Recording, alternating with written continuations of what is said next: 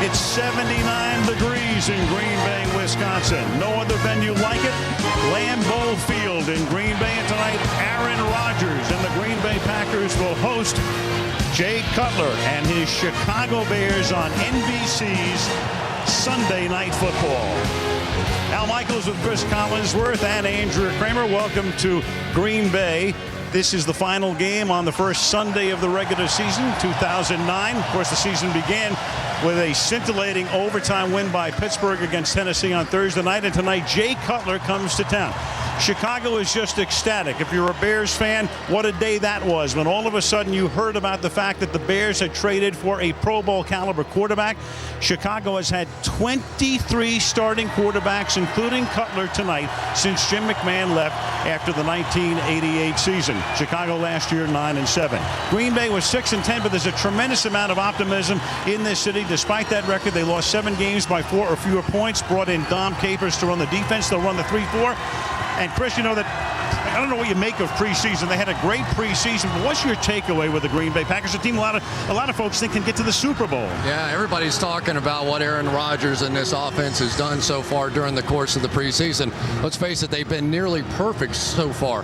But I am really excited about what I've seen on the defensive side of the ball. Dom Capers coming in here, bringing up Pittsburgh kind of style of defense. They're bringing a lot of pressure. They're creating turnovers. And if they're going to get to the Super Bowl, it will be from the defensive side. A lot of pressure on Jay Cutler. If Jay Cutler could have made out the schedule, he would have made his Bears debut in Soldier Field against the Detroit Lions. Instead, he goes to Lambeau Field to make his debut. This is baptism by fire tonight. Yeah, it really is. And talking with him last night, didn't you get a sense that it was finally starting to dawn on him, all the pressure that's on him? He really doesn't want to let anybody down. He knows he's the franchise in Chicago. He knows the expectations are so high. People think he can do anything. Well, if he can do anything, he can beat the Green Bay Packers out here tonight. We'll know a lot more in 3 hours. What a way to open up our Sunday night schedule. These two teams have been meeting since 1921. Cutler and the Bears, Rodgers and the Packers. For a decade now, he's been the face of the Chicago Bear defense, but he's had neck and back issues over the past couple of years. Now he appears to be completely healthy as we begin the 2009 season. He's Brian Urlacher, and he's down on the field with Andrea Kramer. Andrea. Thanks a lot, Al. Well, the Bears have always been about defense, but finally you have a Pro Bowl quarterback, Brian Urlacher. What impact has Jay Cutler had, not just for the offense, but for your defense as well? Hopefully it keeps us off the field a lot more. You know, we've been on the field a lot the last couple of years. He's going to help us run the ball, throwing the ball, all that good stuff, and gives us a chance to rest a little bit. Lovie Smith now calling the plays on defense, plus you added defensive line coach Rod Marinelli to help jumpstart the pass rush. What differences do these changes make? We're just back to our fundamentals. You know, we got Babbage back as a linebacker coach too. We're back to our fundamentals, playing fast and downhill, which is what we are. The 177th regular season meeting between these two teams. Look at the atmosphere here tonight. I know, it's awesome. What's it like to play here? It's great playing here. It's fun. You know, we both got high expectations this year, so whoever wins this game will be top of the division. All right, Brian, thanks a lot. We appreciate it. And Al, Urlacher gets more help tonight. Cornerback Charles Tillman, who missed the entire preseason after July back surgery, returns. Lovie Smith told me they will rotate 3 corners since they don't want Tillman to have to play an entire game right away. That's particularly good news for the Bears, Andrew, in as much as it's a very potent passing attack for Mike McCarthy's Green Bay Packers, 4th year here. Lovie Smith in his 6th season now at the helm of the Bears, and when he got the job before the 2004 season, one of the first things he said in the introductory press conference, I'm here to beat Green Bay. And he's done it 7 times in 10 meetings over the 5 years. And there it is, 177 regular season meetings going back to 1921, plus 1 postseason encounter in the 40s. The Bears 98-6. Everybody standing at Lambeau Field on a beautiful night. Robbie Gould to kick off for Chicago. Green Bay won the toss and elected to receive. And Jordy Nelson will run the kickback. Normally it would be Will Blackman, but he is hurt. Nelson's 2nd-year wide receiver out of Kansas State. And from Green Bay, we are off and running. Nelson at the 3-yard line. Straight up the middle. breaks the tackle to the 27. Gold will chase him down, and Gold will force him to step out of bounds along the sideline. So a great run back to start things for Nelson. It will be a 46-yard return as we take a look at the Green Bay offense. Aaron Rodgers, California. Ryan Grant, University of Notre Dame. John Kuhn, Shippensburg. Greg Jennings, Kalamazoo Central High School. Donald Driver, Alcorn State. Donald Lee, Mississippi State. Chad Clifton, Tennessee. Darren College, Boise State. Jason Spitz, Louisville. Josh Sutton, UCF. Alan Barber, Missouri Southern. 3 new starters along the offensive line. From the 49, Rodgers completes his first pass of the season to Ryan Grant out of the backfield. He gets it to the 45-yard line of Chicago. Rodgers last year, despite the team going 6-10, a lot of bad luck and a lot of injuries, his passer rating was 93.8, which is good enough to get you to a Pro Bowl most years. And boy, has this team been hot in the preseason. 13 possessions on offense, the first-string offense, and 9 touchdowns. On a 3-back set here, and Grant can't get out of the backfield. That's Brian Urlacher through the middle who makes the tackle. Well, right away you see Brian Urlacher, who they think is finally healthy after all the years and all the back and neck injuries that Andrew was talking about. This guy now has just been revitalized this season. He was there in the offseason workout programs. He feels like he's stronger than he's been, and they're excited about what he's going to do. They go 4 wide on 3rd and 5. Rodgers out of the shotgun.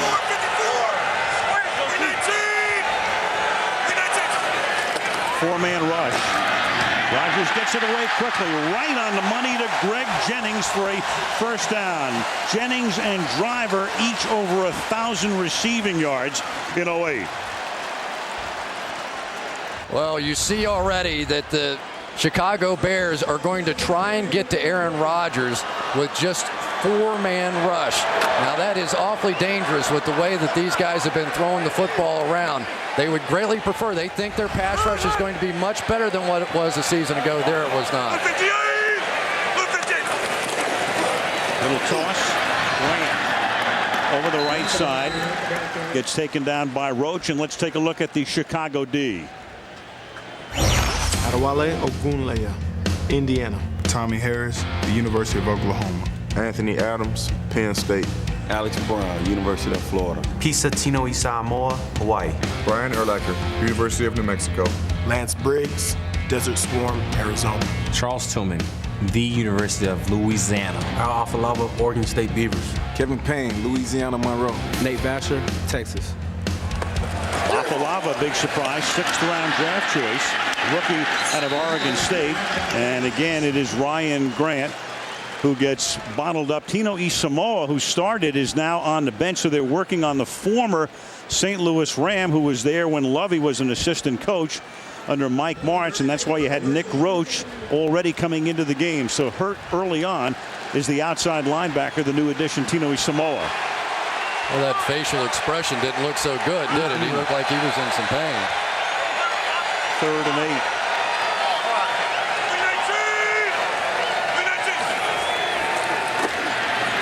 Rushing 4. Rodgers slips outside the pocket, then the pass is dropped. That's Deshaun Wynn, who is their 3rd down back. They have only 2 running backs tonight, Grant and Wynn, and then a couple of fullbacks as well in Kuhn and Hall. But Brandon Jackson, who would be the backup to Grant, is hurt. Oh, and give the Bears some credit there after the long kickoff return to set up this drive. They were able to get one of the hottest offenses, at least during the preseason, off the field with just a long field goal attempt. 49-yard attempt from Mason Crosby. And Crosby's kick is no good. Drew it wide to the left. And so Mike McCarthy showing some early consternation. Chicago has the ball.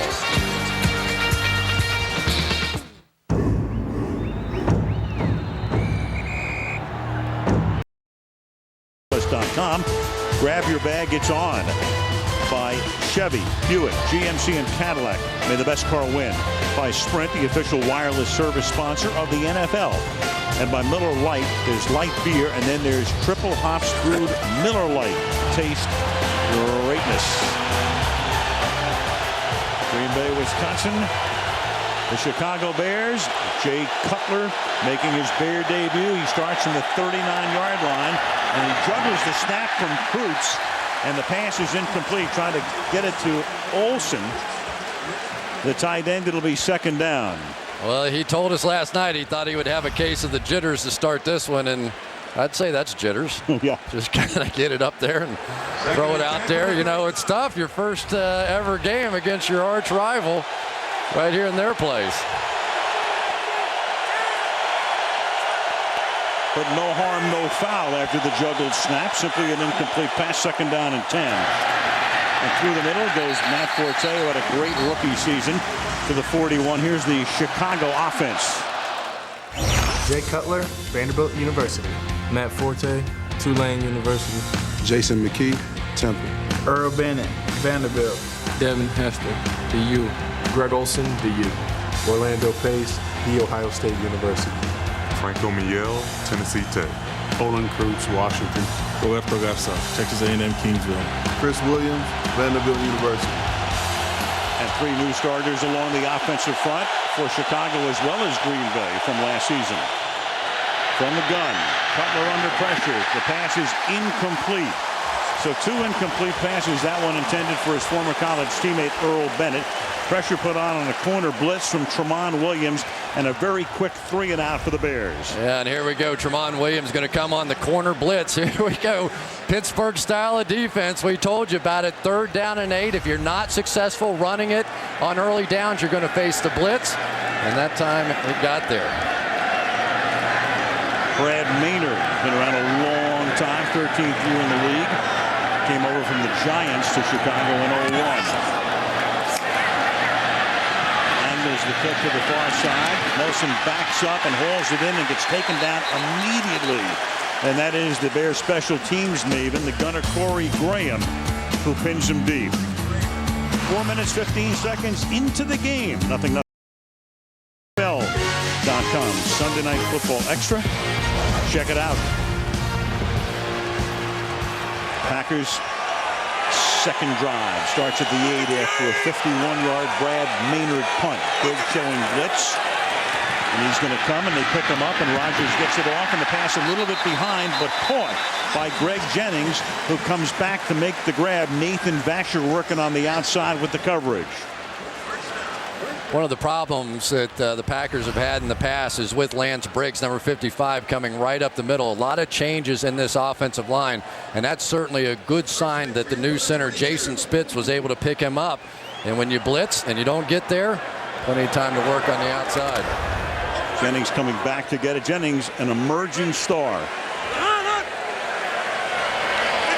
4th year in the league. Played his college ball at Western Michigan. And that's tipped at the line of scrimmage. Urlacher dives for it, but can't get there. Kevin Payne coming on a safety blitz, number 44 for Chicago. Well, a little return the favor. You're going to do some blitzes on us. Watch Kevin Payne coming right out of the safety position, and he's going to get there on this one. These are two defenses that, you know, all the talk coming in here has been about the quarterbacks and the high-flying offenses and all that sort of stuff. Well, these defenses have had a little something to say about it early on. Bears picking up where they left off last year. 28 deflected or batted down passes led the league in 08. Rodgers throws, and that's caught at the 26-yard line, and that's Jermichael Finley. And you should keep your eye on him as the year goes on. Second year out of Texas. He was the number 3 draft choice, and he's a monster at 6'5", 247. Now we're starting to see a lot more of this style of player around the NFL. That bigger body tight end that can flank out and almost be used as a receiver. Here you're going to see, what do? You bring a corner out here. They have nobody on him right now. 3rd and 4. Rodgers contacted, gets away outside the pocket where he excels, and the pass is caught at the 41-yard line by Donald Driver. Urlacher came on the blitz and missed him that time. Rodgers and Cutler are both extremely proficient outside the pocket. Well, Brian Urlacher had his shot here. He was coming on the blitz. It really was an all-out blitz. Urlacher got through and just fanned on him, couldn't get him on the ground. And Aaron Rodgers is much more athletic than I ever knew. The more tape I watched on him, that guy can really move. And as you said, he loves going right. Very high percentage going right. 1st and 10. The ball is at the 42. 8:53 to go in the opening period. Pressure on, and down he goes. And that time it was Barber, number 78, who got beaten by Agunleye. Agunleye coming around the left side, defensive left side, and he'll take a breather right here, and he beats one of the new starters, Alan Barber. Filling in for Mark Tauscher, who's no longer on the team, and Agunleye just going to use his speed. They've really been working on their explosiveness off the ball in Chicago. Rod Marinelli coming in as the new defensive line coach, and to a man, these defensive linemen will tell you he has made an incredible difference. We know we're going to be better pass rushers this year. 2nd down 17. The ball is at the 35-yard line. Shotgun. Fake throw, inside handoff, and Grant will plug his way to the 40-yard line. And it'll be 3rd down and 12. So there is Marinelli. Rod was a great assistant coach and a longtime buddy and even a roommate of Lovie Smith when they were assistants under Tony Dungy in Tampa. Then, of course, Rod went to Detroit, got fired after the 0-16 season, and Lovie said, "You got to come to Chicago." Asked him what he learned from that experience. He said, "Just be a man. Admit your own shortcomings. Just be a man." 3rd and 12.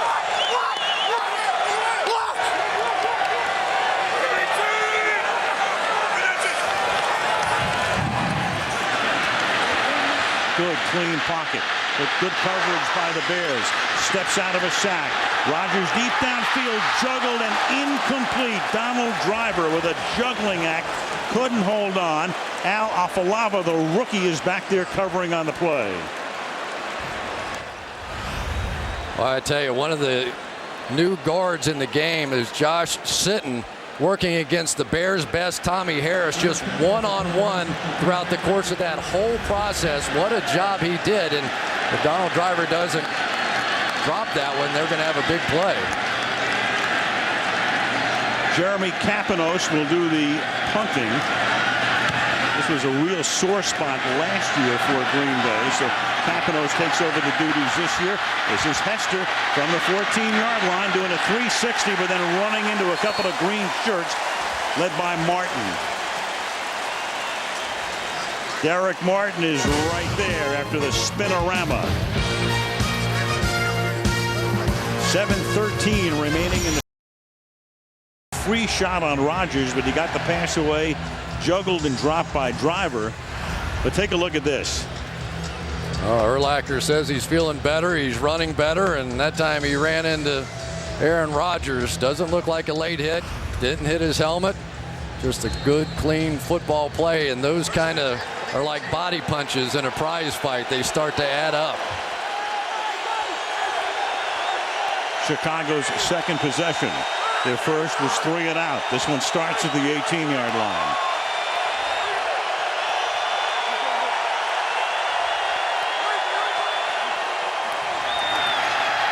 Cutler to the sideline, and that pass along the sideline is caught, hauled in. Al Harris is there saying no, but it's Devin Hester going to the outside. Hester came to the league as a return man. They worked him in as a wideout last year, and this year he's their #1 receiver. Well, Al Harris in the past has been almost strictly a bump and run corner. They haven't been showing much of that so far in the preseason. And for Devin Hester, that's a pretty sophisticated looking little catch right there, that back shoulder catch. Here's Forte. When I say #1 receiver, I mean he's #1 on the depth chart. Earl Bennett would be #2. Let's take a look at the Green Bay defense. Johnny Jolly, Houston, Texas, Forestbrook High. Ryan Pickett, Ohio State University. Cullen Jenkins, Mac Champion, Central Michigan. Aaron Campbell, Iowa. A.J. Hall, The Ohio State University. Nick Barnett, Oregon State. Brady Papinga, Brigham Young. Charles Woodson, University of Michigan. Atari Bigby, Miami Senior High School. Nick Collins, Bethune-Cookman. Al Harris, A&M Kingsville. And on 2nd down and 7, that pass to the outside is caught by Earl Bennett. So Bennett is in his second year with Chicago. Played last year, but didn't catch a pass. So that's his first National Football League reception. He's going to get a bunch more because, as I mentioned before, he was a freshman when Cutler was a senior. They played together with great success at Vanderbilt. Yeah, he graduated as the all-time leading receiver in the SEC, and that's pretty good. And no question about it, Jay Cutler likes throwing to him the best. I mean, he pretty well made that clear. From the 49, Bears are not huddling. It's almost like the old sugar huddle in Cincinnati. That's it. And that pass is incomplete. The pressure put on Cutler that time, but he had to get rid of it in a hurry because Brandon Schiller, 54, the inside backer in that 3-4 alignment, came bursting through. Tramon Williams coming again on a blitz off the corner, but Jay Cutler saw it. I mean, he anticipated. They went with the long snap count. He saw it coming. I'm surprised they weren't able to hit something big against it. Usually when you catch a defense blitzing, you come up with something big. They did not that time. 2nd and 10. That time only 2 linemen with their hands on the ground, and this is Hester who gets close to a first down. We'll see where they spot the ball. The umpire is across the yellow line. It will be a first down. Now the line judge comes in to respot it, and it's very close.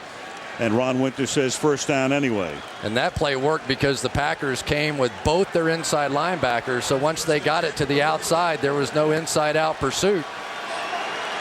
Came up with a big play.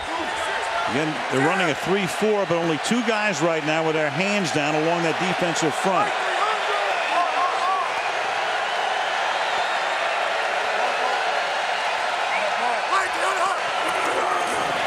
Short drop. Cutler throws to the outside, and that's Bennett again making the catch. He's covered by the left corner, Tramon Williams. One of the guys we'll have to keep an eye on all year long is Aaron Campman, who has been through the years one of the best defensive ends in the National Football League, and now in the 3-4 he plays outside linebacker. And you see the graphic there, 37 sacks, and yet in this defense under Dom Capers, about half the time, or maybe a quarter of the time, he's going backwards into pass coverage. I don't know how excited he is about the change either. You saw Capers, formerly the head coach at Carolina and at Houston, when each of those franchises was in its first season. Cutler under pressure. He'll escape outside the pocket. Downfield, and that pass is almost intercepted. So he's lucky that Tramon Williams didn't pick it off. Instead of a turnover, it's a 3rd down and 5. And Cutler pleading his case with Ron Winter here. Yeah, Jay Cutler thought his receiver got held down the field, but we're talking about Aaron Campman. He's going to be working against Chris Williams, who's coming back off of that surgery, maybe even gotten a little bit of the face mask there. But you see the mobility for Cutler coming out. See if we get a grab on the tail end of it. I think we did. And Jay Cutler was right.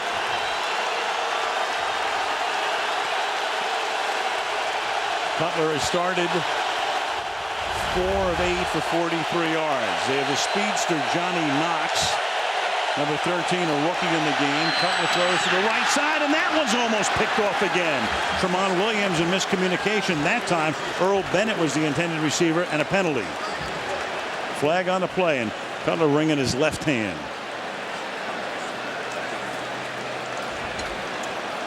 I have no idea what Earl Bennett was doing there. He almost gave up a touchdown. Cut his route off, and that was close. Illegal contact. Defense. 5-yard penalty. And an automatic first down.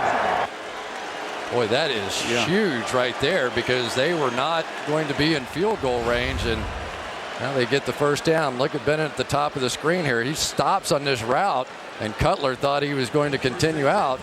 Very lucky. Where was the illegal contact? Down the field. It was like one of the safeties.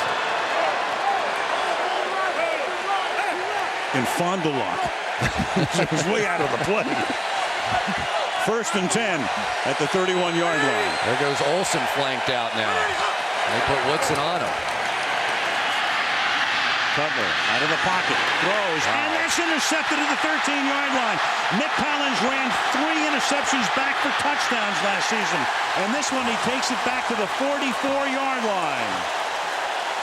The ball-hawking safety, Nick Collins.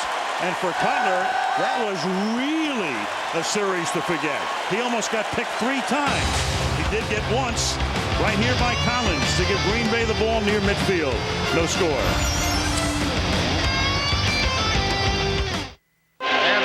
sent up the middle. Yep, and it's live. Oh my God! And after that, the premiere of Parks and Rec. This is it. See you Thursday on NBC. Tomorrow night's the night. Jay Leno is back. Comedy the weeknights in prime time at 10 Eastern and Pacific, 9 Central and Mountain. Jay Leno in prime time debuting tomorrow night. There's Tillman, who started the game, but before the game, Andrew mentioning that they will be rotating defensive backs. Urlacher makes the tackle on Grant. Meanwhile, Zachary Bowman is in the game in Tillman's spot. Now, just to go back for 1 minute, the receivers that have been much discussed for the Chicago Bears for Jay Cutler have really let him down so far in this one. Desmond Clark just stopped on a route. Cutler was anticipating that he was going to break in front of the safety, and he just gave up on the play essentially and cost his quarterback a pick. Now Grant again, and Grant's going to get taken down by the safety, Kevin Payne. I think, Chris, that Grant is one of the keys too to the success of this team. You figure that Rodgers is going to have a good year. They figured to be better defensively despite the scheme change. That should work eventually. And then Grant had that pulled hamstring last year. He gained 1,200 yards, but really didn't look the same as he did at the end of 2007. Yeah, it's amazing. You're disappointed in a running back that gains 1,200 yards, but that's exactly what they were. Said he really was not feeling right until about week 10 last year. The holdout, the hamstring, and just wasn't the same. They think he should be much better this season. 3rd and 5. Rolling out. Rodgers sets. Throws deep downfield for Driver and overthrows him. Donald Driver had gotten inside the 5-yard line. Rodgers can't connect, and Green Bay will punt. Donald Driver with a double move out and up and got all of Kevin Payne. Watch the safety come out and jump this thing in a cover 4, and he goes right by him. Boy, we have seen some missed opportunities so far for the Green Bay Packers, and Aaron Rodgers can't believe it. Aaron has started his night 5 of 9 for 53. Hester is back. Kapanos. Fair catch call for, but then Hester lets it bounce, and it will roll into the end zone for a touchback. Chicago will take over at its own 20 with 2:39 to go in a scoreless first quarter in Green Bay. Giants, of course, revamping their wideout crew. They beat Washington today, and it's Earl Bennett and Hester and Cutler. But they're the top 2 receivers, and now Forte with only their 3rd running play, and he's tackled for a loss of 1. Forte, a great year last year, won the job, came out of Tulane, got his degree in finance there in the offseason as well, and he played more than any running back in the league last year. Almost never came off the field. He was in for about 85% of Chicago's play. So an every down back, and a guy who does just about everything dead right. Yeah, and I'm really stunned that they haven't tried harder to get him going early on. Anytime you're on the road like this, you want to establish the run, and the Bears have just not been able to do it. Now they'll try to, and here's Forte again. And that's a gain of 8. Setting up a 3rd down and 3 as we tick down under 2 minutes.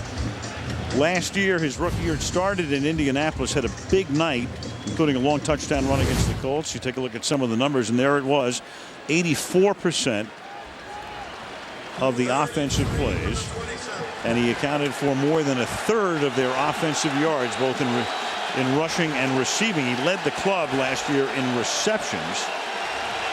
Might catch the ball a few less times this year, but that remains to be seen, assuming the wideouts come along the way.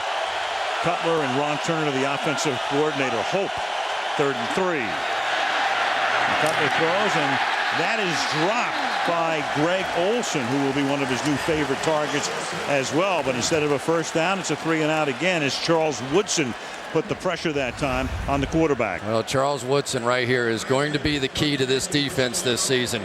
Much like Rod Woodson was with the Pittsburgh Steelers, they're going to line him up all over the field, bring him on blitzes. He makes all the calls, all of the audibles back there. He is the key guy on this defense now. Maynard to punt, Jordy Nelson to run it back.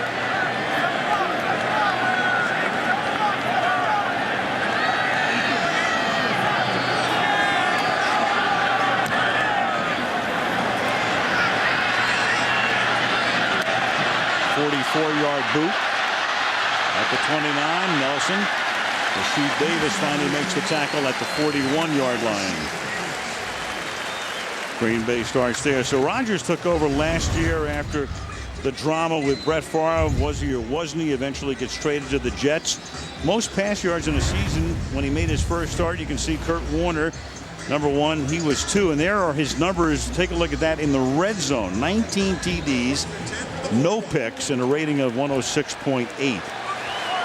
I thought it was interesting when he said the jerseys in the stands were split between mine, Brett Favre's, and Brett Favre's Jets jerseys last year. From the 41. And the pressure's put on, and again, Ogunleye coming around the left defensive side, and he does it again on Alan Barber.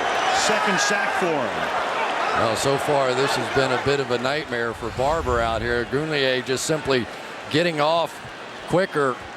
Barber is showing no match, and really what's strange about that is they talked about how Barber was the most athletic of their offensive linemen, and yet it's quickness that's beating him right now. Ogunleye, coming into tonight's game, had played against the Packers 10 times, had not had a sack. Tonight he has 2 in the quarter. 2nd and 17. Grant goes in motion. Sets up in the slot to the left. Rodgers to the right side, and that pass is dropped. It was Donald Driver who was falling down as the ball got to him. Incomplete. 3rd down and 17. Boy, I've seen Donald Driver drop more balls tonight than I see him typically drop in a couple of games. He is usually their sure-handed, their most reliable receiver. He's been around here for a long time, 5 straight 1,000-yard seasons, and yet he's off to a very slow start. 11 years for Donald, who was a 7th-round draft choice out of Alcorn State in '99. 3rd and 17.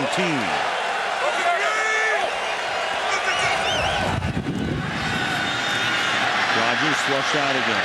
Throws underneath. And that's caught by Deshaun Wynn coming out of the backfield. And Deshaun Wynn gets taken down by Mark Anderson at the 41-yard line. It'll be 4th and 10 as the quarter ends. End of 1 at Lambeau Field. The Chicago Bears nothing, and the Green Bay will start it with a punt. Capitos to do the punting for the Packers. Hester is backed up and lets it go, and that one will bounce into the end zone. Another way to keep it away from Devin. Some other notes from today. What took place, the buzz around the NFL this afternoon. Well, there was some buzz. We'll get it up eventually. We'll buzz you later. How about Josh McDaniels? It reminds me like of Brian Billick. You know, he's an offensive genius. He goes to Baltimore. He wins a Super Bowl with his defense. Not that McDaniels won the Super Bowl, but he has no offense today. The defense does a great job, and then they have the miracle play at the end. Of course, they're playing the Bengals. The Bengals, right? Happen against the Bengals. Right. 1st and 10 from the 20-yard line. Here's Forte, and Forte gets taken down in the backfield, and he is slung down by Cullen Jenkins on an MMA move. It is absolutely huge for the Packers to get Cullen Jenkins back. He's another one of those guys, when they told him that he was going to be playing a 34 end, he was like, say what? You got to be kidding me. He was not happy. He loves being able to get on the outside and rush the passer, a very athletic guy. He thought he would be stuck in this 2-gapping system, but he said, once I saw what they were going to do and let me penetrate and get up the field, I'm all right with it. 2nd and 11. Forte again. Works his way out of traffic up to the 28-yard line. That'll set up a 3rd down and short.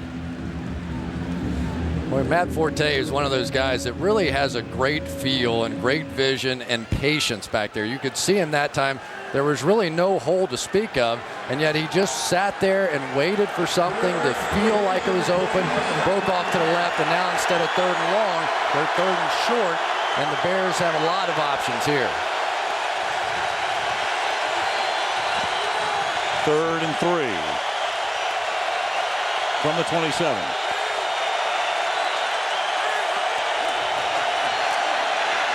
Cutler rolling, and then throws into a lot of traffic, and that's incomplete, intended for Earl Bennett.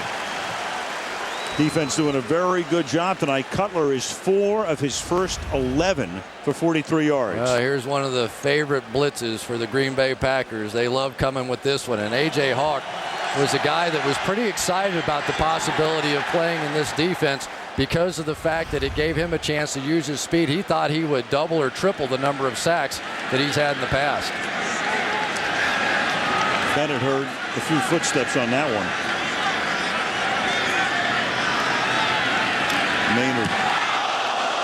And the kick is almost blocked. Maynard goes down, but there's no flag.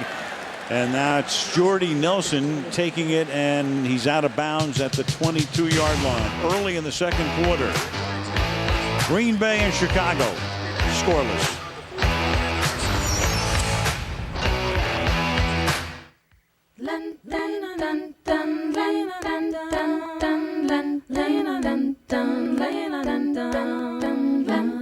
It gives the world fewer smog-forming emissions. Seasons in the NFL. Nice man. He's the only man to have caught a touchdown pass from both Montana and Favre, as Ryan Grant picks up 2 yards on the first play in this series. It'll be second down, make it 3 yards, second down and 7. Al, could you hear some of the calls going back and forth there that time? Because we were talking with Aaron Rodgers, and he was saying that he and Urlacher are trying to steal each other's signals out there. But these two quarterbacks so far, with all the attention coming into it, not much to show so far. Nobody's really been able to make a play. No, this is like old Bears Packers. And old Bears Packers quarterbacks. Yes. Second down and 8. Inside handoff out of the gun goes to Grant. He's going to be about 3 yards shy of the first down. Walker is there. 3rd and 3. Tommy Harris coming back in the game, and he's a guy that in the heyday when this team was playing in the Super Bowl a few years ago, he was the man. 3rd and 3 from the 29. Anthony Adams, who has won the nose tackle position, coming out of there now as they try and apply a little pass rush. And watch those 2 inside linebackers. They love putting pressure right over the center. They're both up there now. 3rd and 3 from the 29-yard line. Here they come. Line does a good job. Rodgers throws, caught, first down, and that's Donald Driver. Danielle Manning, the safety, makes the tackle. So just as the pocket was collapsing, he gets it away right on the numbers. Well, the 4-man rush was working, but they're still bringing these inside backers, and what a great job picking it up inside. And any time on a blitz, you can give your quarterback that much time for the receivers to work down the field. Chance for some big plays. Maybe that'll jumpstart this offense. From the 41st down.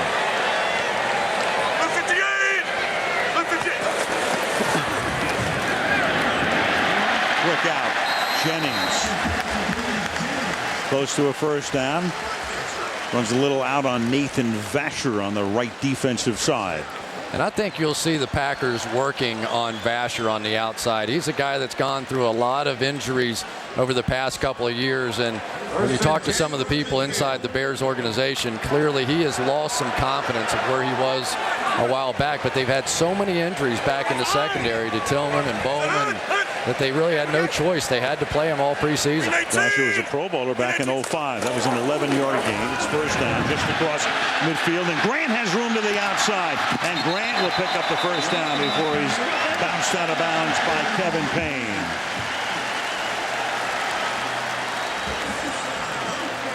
Well, for Alan Barber, he's had a rough night so far, but he does a great reach block here, getting outside and making this block. And then that's the fullback, Kuhn, coming around there to seal that thing off. And for Packers fan, that's an exciting run, because the one thing that they have not been able to do is get outside with Ryan Grant. They said he lost some of his explosiveness a season ago, but right there is about as good as they've done to the outside. Longest rush of the game for either team, 17 yards. It'll toss back to him over the right side, through a hole inside the 20. And Payne finally chasing him down again along with Afalava, but a flag is down back at the line of scrimmage. Holding.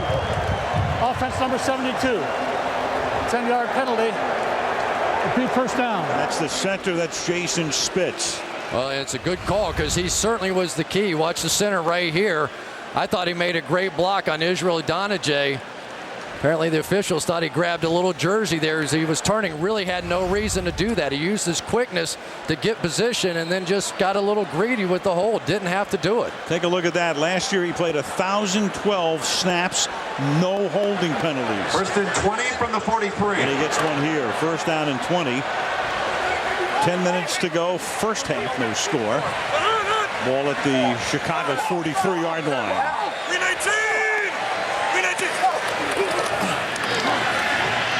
Off his back foot. Pass to the right side and nothing happening right there. Tillman with the coverage on Donald Lee. Little parking going on.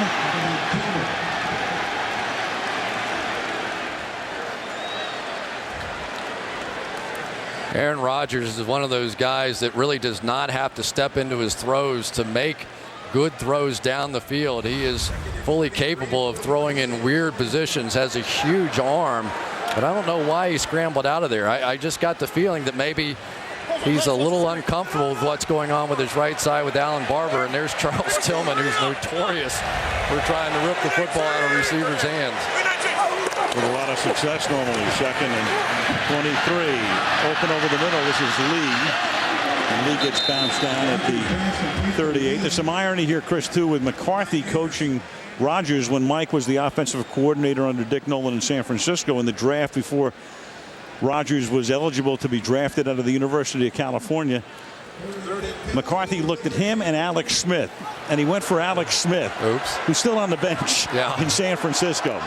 So all of a sudden, McCarthy gets the head coaching job here, and he goes, you know, I really liked you from the outside. I really liked you. But he said he went right up to him right away and said, hey, let's get this over with. Okay, I didn't draft you. All right, we're done. 3rd and 15 from the 38-yard line. Driver. And he gets away from Payne. And he gets back to what was the original line of scrimmage at the start of this set of downs, and with 8:40 to go, it's a 4th and 11. But that was a huge play there by Donald Driver. He got him in field goal range. Without that extra effort, without those extra 5 yards, they're out of range, but now they're going to have an opportunity to try this. And this is going to be still a 52-yard field goal attempt. Crosby missed from 49. Downside to this is that if they miss it, Chicago gets the ball at the 42.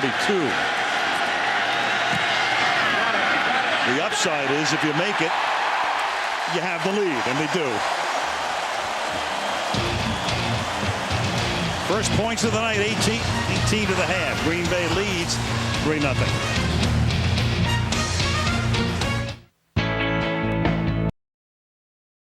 Jim Taylor was able to get into the end zone for the only Packer touchdown on the day when the Packers win 9-7, and they carried Lombardi off the field after his debut. They knew what they were doing. And there is Virginia McCaskey, the daughter of George Halas, and George Halas was the coach of the Chicago Bears on the other sideline that day. Halas, of course, coached the Bears for 40 years in 4 10-year increments. Of course, he couldn't fire himself because he owned the team. Mason Crosby, who just kicked that 52-yard field goal, sends this one down to Danielle Manning. And Manning is stopped at the 24-yard line. It's where the Chicago Bears will try to get something going. Cutler 4 of 11 for 43 yards.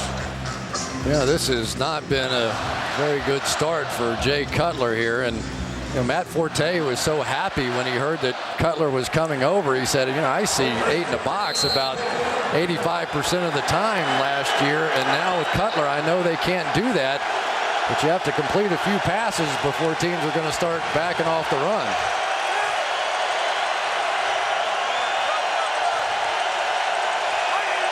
McKee is the fullback. Forte, the running back. He stays in the block. Cutler's going to air it out deep downfield for Knox inside the the 20, and the rookie is out of bounds at the 8-yard line. He beats Charles Woodson.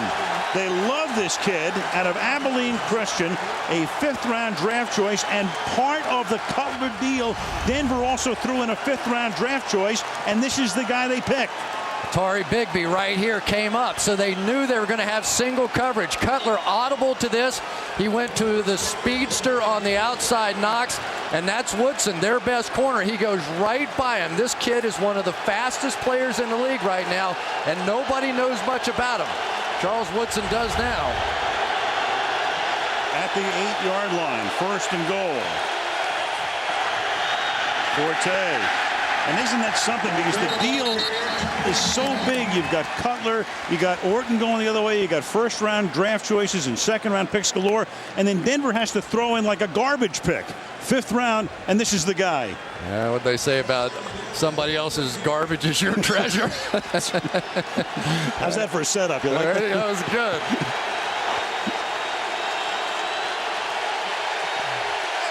Second down and goal.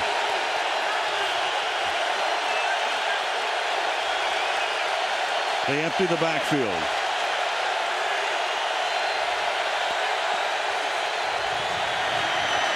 Good protection. Cutler has time, and then the pass a little high, trying to get it to Desmond Clark, the tight end, to Tari Bigby, the strong safety covering. Well, I got to tell you, I don't really know what Desmond Clark is doing out here tonight. If he just continues to run to the corner here, he has a touchdown. Has Bigby completely beaten. There's nobody out there. You don't stop on that route. If it's a zone, you sit down back there. But if you find yourself that wide open, you just continue to the corner and you have a walk-in touchdown. 3rd down goal, ball at the 8. Yes, to get it away, and right over the middle, it's Johnny Jolly with the interception. So the heat was put on. The rush was put on. He had to get rid of it in a hurry, and he throws it right into the belly. And that is some belly of the 325-pound Johnny Jolly. His first career interception.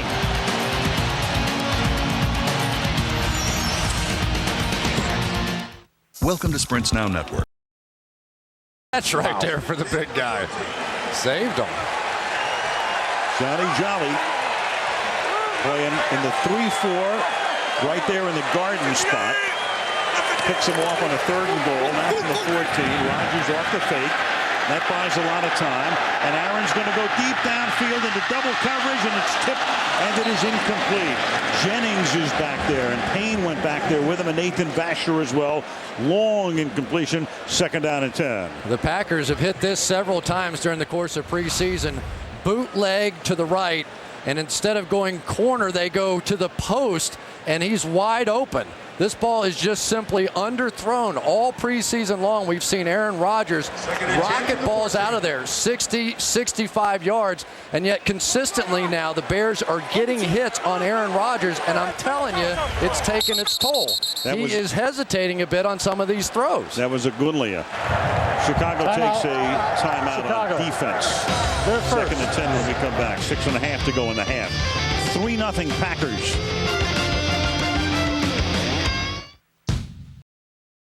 Eastern and 4 p.m. Pacific. Giants Cowboys next Sunday night. And a giant screen. A beauty. Yes, sir. Can't wait to see it. 2nd and 10 after the Chicago timeout. Ball at the 14-yard line. Bryant knocked down in the backfield. A good line. And we go back to the pick. Boy, what a great play by Johnny Jolly. He saves a touchdown. They're going to come with a zone blitz off of this side. You're going to see Aaron Campman drop back. And Jolly, if he doesn't make this play, it looks like a walk-in touchdown. The tackle, Chris Williams, may have tipped it just a little bit early. You could see that Jolly just sort of felt like something was not right here if they let me through that easily. Veteran play, beautiful play. And then Cutler gets into the rookie Clay Matthews, a 3rd-generation Matthews. 3rd and 13. Rodgers flushed out, and Rodgers is going to go down in the end zone. Daniel Manning with a safety. Manning dealing with a hamstring, missed a lot of time in preseason. Was able to get back into the lineup, runs back, kicks, comes in on a safety blitz. And Chicago gets his first points of the year on a safety. I would say that he's feeling better. Yeah. Danielle Manning came around there, and this blitz has just been a nightmare for Aaron Rodgers. Typically, he can make a move and get around defensive ends, but not Danielle Manning. And the nice thing that Manning did there is he kept messing around with the ball, hitting his arm, so he couldn't just throw it away. He had to tuck the ball, and if he did not do that, I really think that Rodgers would have gotten that ball out of there. Very smart move to hack at the ball, hack at that throwing arm, and it got him a safety. One of the hallmarks, Chris, of the Lovie Smith tenure in Chicago has been defense creating turnovers and scoring points. So it would figure the first points of the season for Chicago, a safety. You know, he said that this defense would be better. You could tell last night, you know, we were talking preseason stats, and the Packers have scored 9 out of 13 and all that kind of stuff. And Lovey's such a good guy. He's kind of just smiling and nodding at us and go, yeah, those guys are pretty amazing, aren't they? But he said, let me tell you something. We're going to be fine. Our defense is going to be way better. And remember, he's making the calls now. He's in those defensive meetings every day, and we have seen a big difference. He's a lot like one of his mentors, Tony Dungy, in demeanor. Free kick now, and Hester's going to run it back. And Hester's going to bring it back to the 44-yard line. Tackled by John Kuhn. There's Marinelli going over stuff with his defensive lineman. Lovey since 04 when he got the job. Look at that. A fifth of the Bears' TDs have been scored by special teams or defense. The other 31 teams average is 9%, so they're twice as good as the league average. You know, and I think one of the keys is that he was really harping on. The Packers did a good job running the football on him a season ago. And tonight what's happening is they're stuffing the run and allowing them to come after him with some blitz packages. Ron Marinelli looks like he's having fun. From the 44-yard line on first down, Cutler rolling away and throwing, and that is incomplete. And Aaron Campman put the pressure on. Of course, the irony of, you know, well, it's the Bears and the Packers, but it's different now because it's Cutler and it's Rodgers and it's a shootout and it's great weather and the whole thing. 3-2. It's remarkable. And for Jay Cutler, we saw him during the exhibition season in Denver, got off to a rough start, came back, put together about a 90-play drive. But I'm really surprised that they haven't tried to run the football a little bit better. Matt Forte between the tackles, that should be the strength of this offense. And yet so far they've been getting stuffed and had to go back to throwing the ball. His longest run 8 yards, and he's gained only 19 on 7 totes. The pass is high, but Bennett goes up for it. And then Woodson is right there to stop him initially. And winds up getting gang tackled after a minimal gain. Atari Bigby is in on the action as well with 5.5 to go. I really think that Charles Woodson is messing with Jay Cutler here. He acted like he was going to come on a blitz here, so Cutler checks to this quick screen to the outside. Woodson goes back out and makes the tackle.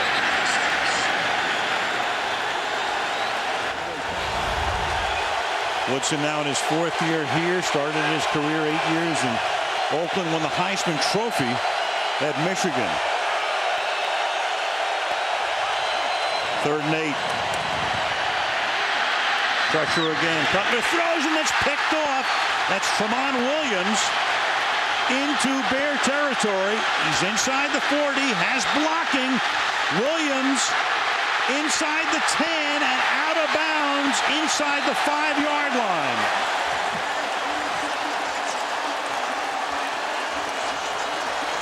Johnny Jolly and Cullen Jenkins put the heat on Cutler from the end spots and forced another pick. Jay Cutler's a bomb so far. He's going to roll right, but he doesn't have any receivers right. So he tries to throw one back across the middle about the same time as receiver peeled back to try and run with him. And Jay is not getting help from receivers, but he is pretty awful so far himself right now. This is just, you can't sling one of these up across the middle. There's Johnny Knox looking like he's going to go across there. But as he saw Cutler move right, his job is to go back and get in his face with him. Boy, I tell you, this has been some rough start for these two quarterbacks so far. Bennett saves the touchdown, and now you've got a challenge flag here as Lovie Smith calls Ron Winter over. And he saw something on the replay that precipitated this. Is he challenging that he's stepping out of bounds before the 3? Chicago is challenging a ruling on the field that the ball was not fumbled before the runner stepped out of bounds.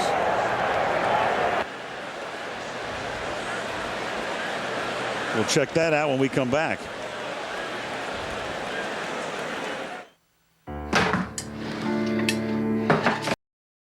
End zone, that wasn't fumbled.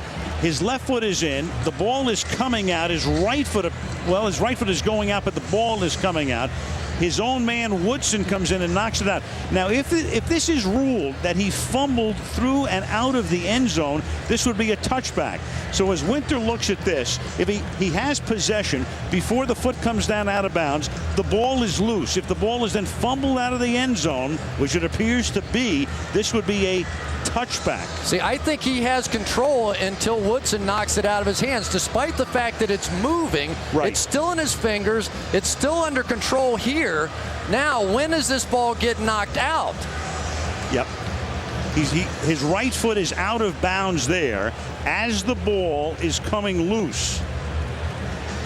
I think they're going to end up marking this thing down. Well, the foot is out just short of the goal line. Coming out, but he still has possession of it. Then it comes out. But it's a good challenge by Smith. He saw it on the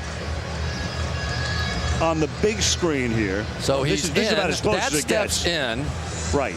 Then the next foot is out. That steps out, and I think clearly before he loses the ball. So I think they're going to mark it down on about the half-yard line, don't you? I do too, yeah. Like the call will stand. But boy, that's a lot closer than it looked with the naked eye, obviously, and certainly worth a challenge from Lovie Smith.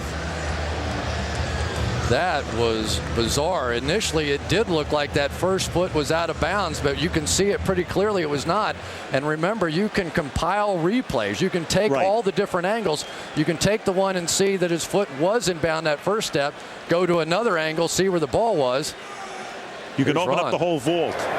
After review, with the ball in his possession, the runner stepped out of bounds at the 2-yard line. The ball was at the 1-yard line in possession when he stepped out of bounds. Therefore, it is first and goal at the 1-yard line. Chicago is charged with a team timeout. Please reset the game clock to 4:40. And once again, as close as it can get. Possession, possession, possession, inbounds. Still has possession, steps out of bounds with possession, then loses the ball. It would have been really interesting if that other foot didn't come down as to whether it crossed the goal line or not before it came out. Right. We would have gotten a really interesting call then. I think it did because it looks like the ball winds up in the end zone before it goes out of the end zone. But it's all moved right now, and it's a first and goal after the interception. Ryan Grant is the running back. And here's Grant trying to get to the end zone. And he will. Touchdown. Flag down.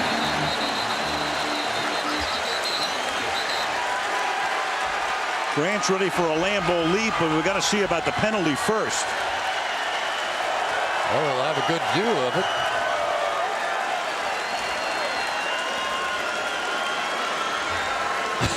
I love that tradition. I think that's great. It's the only place they allow it. After the score, personal foul, unnecessary roughness, number 96 defense. That penalty will be assessed on the kickoff.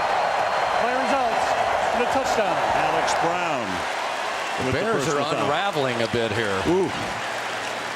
Well, after Manning gave them a lot of things to cheer about and feel good about, and all of a sudden the interception by Cutler, lose the challenge. Grant goes in, personal foul, and the extra point by Crosby makes the score 10-2.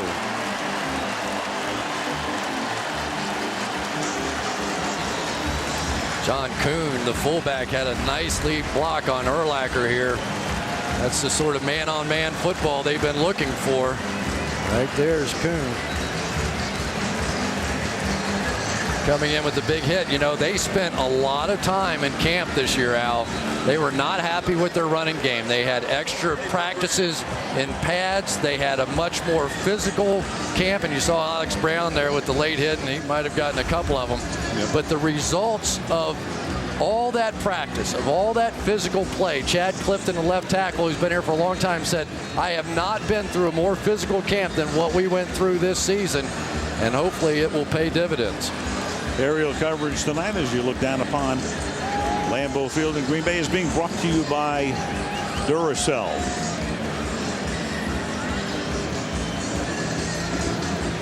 Now, you knew there was a possibility, as there is in every game, that offensively we don't see what we expect, right?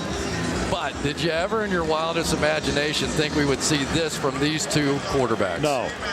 Well, especially Cutler. I mean, you would think it's not a dream scenario. 6 out of 17, 3 interceptions, and just a lot of mistiming on the pass routes and miscommunication. And then because of the penalty, you've got an easy touchback. And Chicago will start at the 20-yard line. Cutler's night so far. Not one for the memory trove. His night or his nightmare. Roseman Clark not helping him on that one. Brilliant play by Jolly there. You really can't say too much about that one. But what they've done is they've forced him off the spot. You know, he has been forced off of his comfortable spot in the pocket. He has never been able to stand there. The pressure has been getting home all night, and we are clearly seeing a difference with Dom Capers running this defense. Garrett Wolf comes in as the running back, his first action of the night, so Forte is on the bench. And this is the speedy Wolf, who picks up 6. He's 5'7", 185, third year out of Northern Illinois, tackled by Johnny Jolly. Again, most of you who follow football know the story very well. Cutler was going to be the quarterback in Denver for a long time. Mike Shanahan gets fired. They hire Josh McDaniels. Everything seems to be fine back in February and March, and then all of a sudden Cutler finds out McDaniels is trying to trade for Matt Castle. And a couple of weeks later, he demands a trade and gets one to Chicago. 2nd and 3. Wolf again. And Wolf able to work his way across the 30-yard line for a first down. You know, sometimes it's easy to fall in love with a theory. And Lovie Smith is a guy who has based his career on defense, special teams, and a running game. And yet here in the first half, you kind of got the feeling they got away from that a little bit. They didn't stick to the plan that they had coming in. Of the first 15 plays they had scripted, most of those were runs, and yet that did not happen as this first half unfolded. Right, that was what Cutler was saying last night. He said, you know what, we're still a running team, but they haven't been tonight. Cutler under pressure again, and he's going to go down behind the line of scrimmage. It's Brandon Chiller, number 54.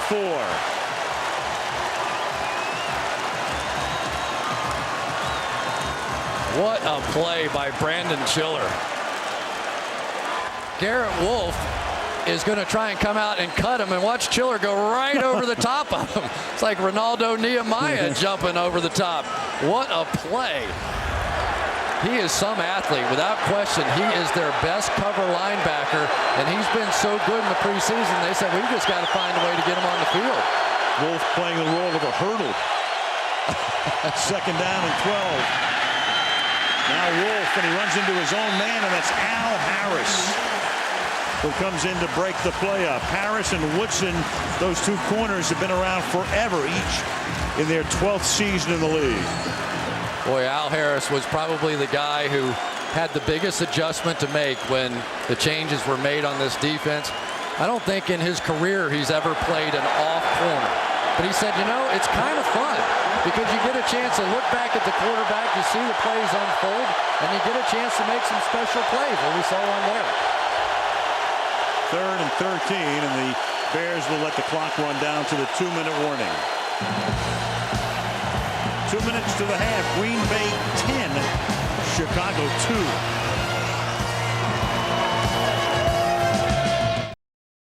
In overtime.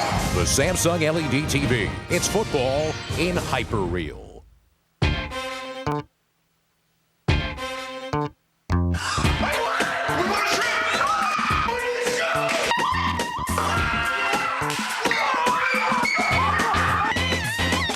Play the game millions have won. Scrabble at Subway. You could win $100,000 jackpots or exclusive prizes like Prius cars, beaches vacations, cash, and Live Nation VIP concert access. Play Scrabble at Subway, where winners eat. Hello, I'm a Mac. And I'm a PC, and here at PC Innovations Lab... Wait, PC Innovations Lab? Well, you know how you have your patented MagSafe cord that pops out anytime someone trips over it? Sure. Well, we're protecting PCs with this new air-cushioned enclosure. It's bubble wrap. And you know how you have your revolutionary new battery that lasts almost an entire workday? Well, we are offering this new extremely long cord. PC, shouldn't innovations make people's lives easier? Well, that's exactly why we've developed these. Cheers to innovation. I was the biggest in Biggest Loser history, and I've lost 142 pounds. But I still have a long, long way to go. I love who I am, I love who I'm becoming, and I'm not going back. The new season of Biggest Loser this Tuesday on NBC.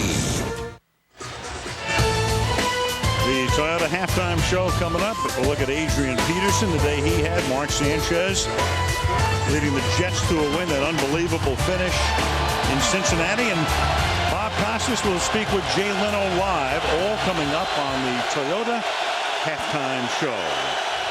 Adrian Peterson, the other Adrian Peterson, number 29 for Chicago, is in the game. 3rd and 12, flanking Cutler. Cutler flushed out, stepping up. He's going to run with the ball. Cutler to the outside, and he's going to be spun down after a gain of 9, and that'll set up another Chicago punt. Nick Collins is there to trip him up. You know, the Packers only have 1 sack, that of course for the safety so far in this half, but it feels like he's been sacked about 10 times, doesn't it? I mean, every time he goes back, you can see that Cutler is looking at the pass rush. They're showing blitz left, they're bringing blitz right. He's been getting hit on a lot of occasions. He's been flushed out of the pocket on almost every throw, and he is simply flustered right now. He is a frustrated quarterback, and they are going to have to settle him down at halftime. How do you think they feel in Chicago in terms of frustration right now? You know, it's bizarre, but I tell you, we can't get away from the fact that this Packers defense under Dom Capers is that much better. They've been showing it during the preseason, and it is showing up here in the regular season opener as well. Green Bay just took a timeout to conserve time. They have 2 remaining when they get the ball back. 1:52 to the half. Maynard to punt.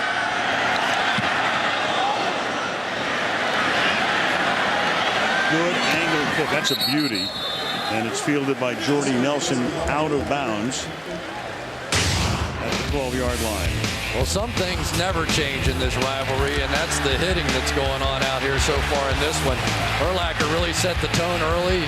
Hester and Al Harris fighting a little bit on the outside, even the little guys. But some of these pressures on the quarterback really has been the difference on both sides. Essentially, we really only had 3 offensive points. You know, we got the safety, we got the only touchdown set up by an interception. The offense has just been non-existent in this game. Rodgers from the 11. 3-man rush, enough to get to his feet. And the pass is incomplete, throws that into traffic, and that's Alex Brown coming in to force the issue. 2nd and 10. Agunlie is killing Alan Barber on the outside. This has just been no match and really a bunch of the difference. Watch this. Agunlie is just going to give him the old hump move and just throw him aside. And for Aaron Rodgers, he's thinking, you got to give me a little help out there. Either that or go find Mark Tauscher. Agunlie has already had 2 sacks and a few pressures as well. Deshaun Wynn comes into the game on 2nd and long, flanking Rodgers. And they're going to give it to Wynn. And he gets upended at the 15-yard line by Lance Briggs. I think that's absolutely the right call there. You're playing the clock. You got to understand what kind of game this is. A game completely dominated by the defense. The Bears only have one timeout remaining, so you want to milk this clock a little bit in case you cannot pick up this first down. Would not be surprised if they ran it again.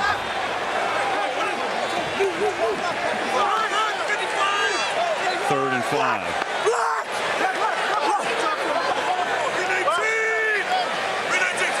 Rodgers took the play clock down to 5.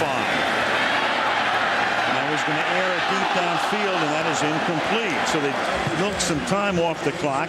Then he tries to hit James Jones. They take it down to 54 seconds, and now Chicago's going to get the ball back, and 93 is in again on the quarterback. Aaron Rodgers has no chance.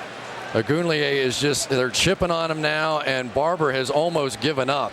And Rodgers is being impacted. This is the least accurate I have seen him in a long time. Clearly, these hits are getting in his head. We talked about those body blows. They are adding up right now for Aaron Rodgers. Jeremy Kapanis. They're caught by Hester at the 41-yard line. Chicago and Green Bay have been meeting since 1921. For Cutler, a first half to forget. For Rodgers, not a particularly good first half. For the Agunlier, defensively, 2 sacks for Chicago. Manning was that sack of Rodgers in the end zone for a safety. And the interception run back by Williams, setting up the only touchdown in the game, scored by Grant. Keep your eyes on Woodson, the top of your screen up there. Cutler throws, and that's caught, and that's Johnny Knox on a slant. He takes the ball into Green Bay territory, 1st and 10, and Chicago will come up to the line of scrimmage. They have 1 timeout. They used 1 defensively. They used 1 when they lost the challenge. And Cutler will spike it and saves the timeout. And you've got 27 seconds on the clock. Well, remember now, by not running the ball or completing that pass on 3rd down, you did preserve the timeout. And so that was a bit of a risky move, trying to convert with a pass play down there, because now, as bad as Jay Cutler in this offense has been, if they can do something in this final drive before the half, maybe they build a little momentum here. Pick up about 12, 15 more yards, and at least they'll have a Robbie Gould field goal attempt. And that pass is caught, and that's Bennett at the 30. Now it's dropped. Bennett drops it at the 34-yard line. Bennett went to the ground, couldn't hold on, covered by Williams. 21 ticks remaining. This game's starting to look a little too big for some of these Bears receivers. Tough catch, but very makeable. And it's not just the drops, Al. It's the unsettled look that they have. It's the misreading of coverage. It's the not finding the open zones. They talked about it all year, the inexperience of these receivers, and it has really shown up here in this opener. 3rd and 10. And they're going to give the ball to no avail to Matt Forte at the 49-yard line. And he's tackled there by Aaron Cameron. And that is some defensive performance by Green Bay, and a very odd play call here to end the half. But why don't you take a timeout and try a Hail Mary here? Well, right now you've got a timeout. Timeout. Chicago. Yeah, there you go. They heard you. Right, you might as well. I said, oh man, was that 4th down? Did I completely miss that? Yep. You know, I mean, without question, you got a guy that can throw it 60 yards flat-footed. You take a shot.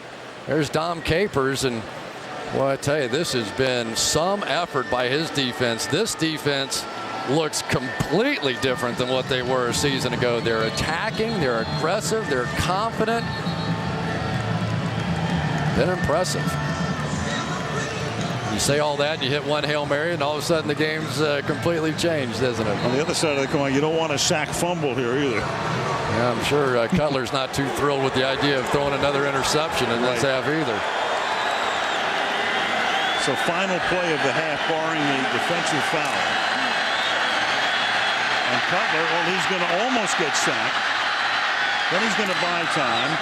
Then he's going to launch one into the end zone. A jump ball, and it is incomplete. Greg Olsen was there, and Bennett was there, and Hester was there. But so were a passel of Packers. And that is the end of the half in Green Bay. 10-2, the Packers leading the Bears. On the other side of the break, the Toyota halftime show on NBC. Okay, what would it take to... A great year running back kickoffs last year.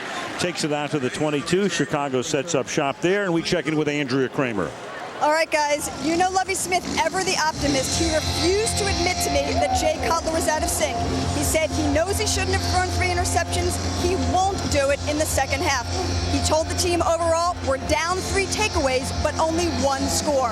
As for Mike McCarthy, his biggest concern at halftime, how to get Aaron Rodgers in rhythm. He said pass protection and penalties are killing them. Right now, the penalties for Green Bay, there's still only been 2 penalties against the Packers. From the 21-yard line now on first down, this is Matt Forte. The pressure on Cutler, I think, has been the key in the first half, Chris. You know, Al, I'd like to tell you there's some complex formula, and yes, they're bringing some corner blitzes and all that kind of stuff.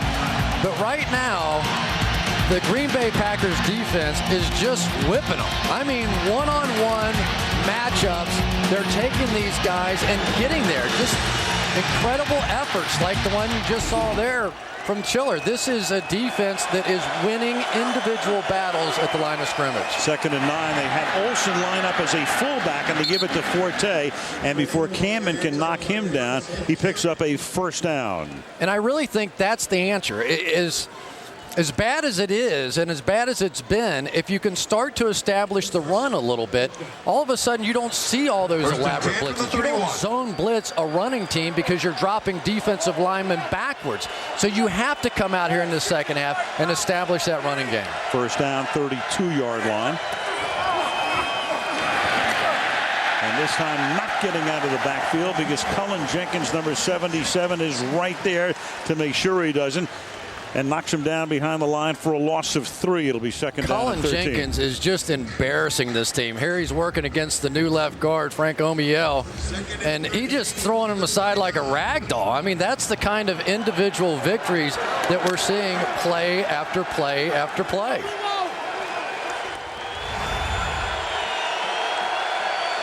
Second down, 13 from the 29. Bennett. And Bennett can't get out of the way of Chris Williams, who was his college teammate as well. They both played at Vanderbilt. Short gain on the play of 4 yards. It'll be 3rd down and 9. You know, Al, even when we've seen the Bears guess right and call the right play, that time they brought zone blitz to the offense's left side. They threw the quick screen to the right side, and they basically got 3 or 4 yards out of it. They need somebody, and especially somebody on the outside, to come up with a big play, or else they're just going to keep attacking. Hester had one early. Maybe you come back to him. 3rd and 9. Olsen without a catch in the game to this point. And then Cutler floats one into double coverage, and that is caught by Bennett. So Earl Bennett, his college teammate, makes the catch. It was Woods in the corner and Bigby, the safety, both there. Threw it into traffic, and Bennett comes up with it for a big first down, 21-yard gain. Al, it's the first time I've seen Jay Cutler stand strong in the pocket. They're bringing pressure, but watch him. He just takes his time, relaxes, hits the throw. In the first half, every time he got a little pressure, he would come scrambling out of there. There he looked like a pocket passer and made a perfect throw. From the 46, now Forte to the outside. With a little bit of room to the 40-yard line, Brandon Schiller comes up to make the tackle, and that'll make it 2nd down and 4. And think about how this all got started. They ran a couple of times. They got it going a little bit. Now they're able to get to the outside. You have to attack a defense at all angles. You have to force them to defend the run. You have to force them to defend the sweeps, the outside. Then you can get some play action going. The Bears are a play action passing team, but they can't get to it unless they can run. So the Chicago's outgained Green Bay 2-1, but the big difference was the turnovers. 3-0.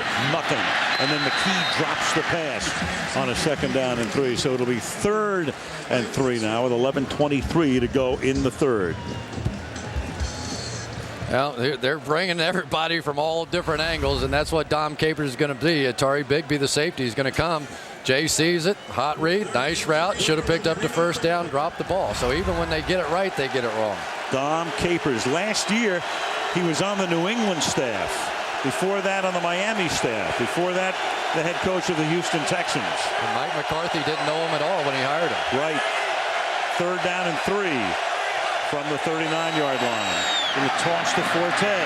He cuts it back, and Forte might have it up to the first down. Head linesman comes in for the spot, very close to a first down. Ron Winter will bring in the chain gang.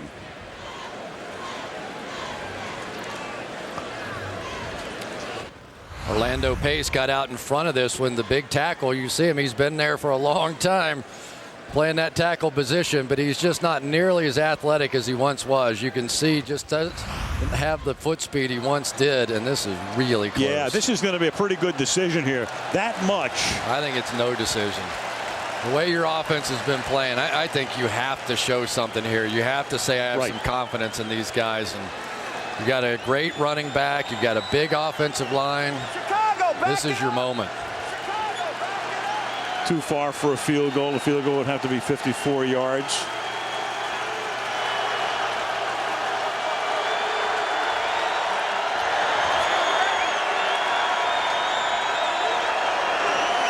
You could pooch punt it, but you're right. I think this is going to send a message right now. I mean, if you're going to punt in this situation, you made the trade for Cutler. You got Forte, one of the best backs in the league. It's 4th and inches.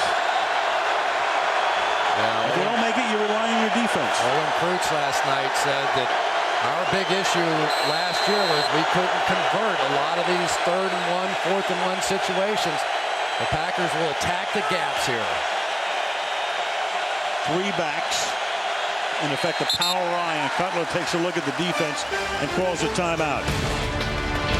4th and inches when we come back. Too hot even for that tonight. Not many of them on tonight. Better in the wintertime. 4th and inches after the timeout. Forte flying was my prediction. And instead it's a sneak by Cutler. Does he get it? Cutler took the snap, lunges forward. I thought he did, didn't you? Yeah, I did too. All I needed was a couple of inches, and it should be enough for a first down. Greenbay says no. Ron Winter says yes, and that's all that matters. Well, let's see if that's the momentum shift now that they've needed. Get a chance to rest your defense a little bit.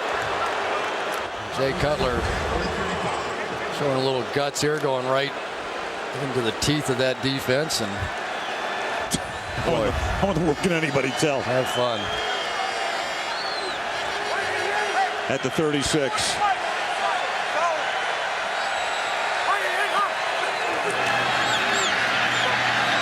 Cutler deep for Hester, touchdown.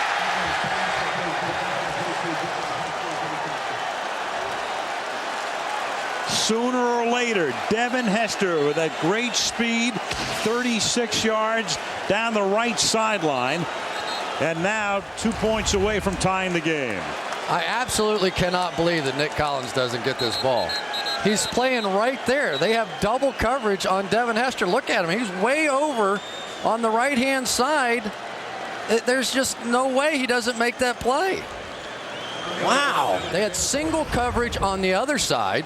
Al Harris in single coverage. They've got Devin doubled. Safety sitting right there, and they throw it right past him. For all the great defense, boy, that's a big mistake there. Big breakdown. They could go for 2, but it's too early in Lovie Smith's mind to do that. They'll settle for making it a 1-point game, and Robbie Gould boots the point after. And Nick Collins is limping over here. Something might have happened to him. Devin Hester for the touchdown. They convert on 4th and 1, score, and make it 10-9. Will be there. Music by Jay-Z, Kanye West, and Rihanna. And that's just the first night. Jay Leno in primetime. Manana. Brian Urlacher, and the report from the bench is a wrist injury. And we'll see if he comes out with Jordy Nelson to run back the kick. And Nelson up to the 31-yard line. Well, great throw, great catch. Don't want to take that away. But look at the coverage we've got over here. We've got underneath coverage here by Woodson. Nick Collins back here, and single coverage over on the backside. So I just thought, what the heck, he's going to throw it left. And I think everybody else did too. But right over the top goes Devin Hester, and Nick Collins just takes a poor angle, or I don't know what it was. It wasn't like he got tricked on the route or anything. He just didn't get there. They just wheeled him into the locker room. Meanwhile, Urlacher is out. Hunter Hillenmeyer is in the game. Pisatina Samoa was certainly the first player of the game, and he's done for the night. And the pass is juggled and bobbled, but eventually it's Corey Hill making the catch and taking it up to the 42-yard line. Well, you just wonder if that halftime did some good for both these quarterbacks. You know, we saw Jay Cutler come out, settle down, look more poised in the pocket. And now Aaron Rodgers, instead of trying to throw everything down the field, you think about it in the first half, everything we saw was going way down the field. Now they come back, a little more ball control, make some plays, set up the big ones just the way the Bears did. Hall's reception is good for an 11-yard gain, first down, 42-yard line. 53.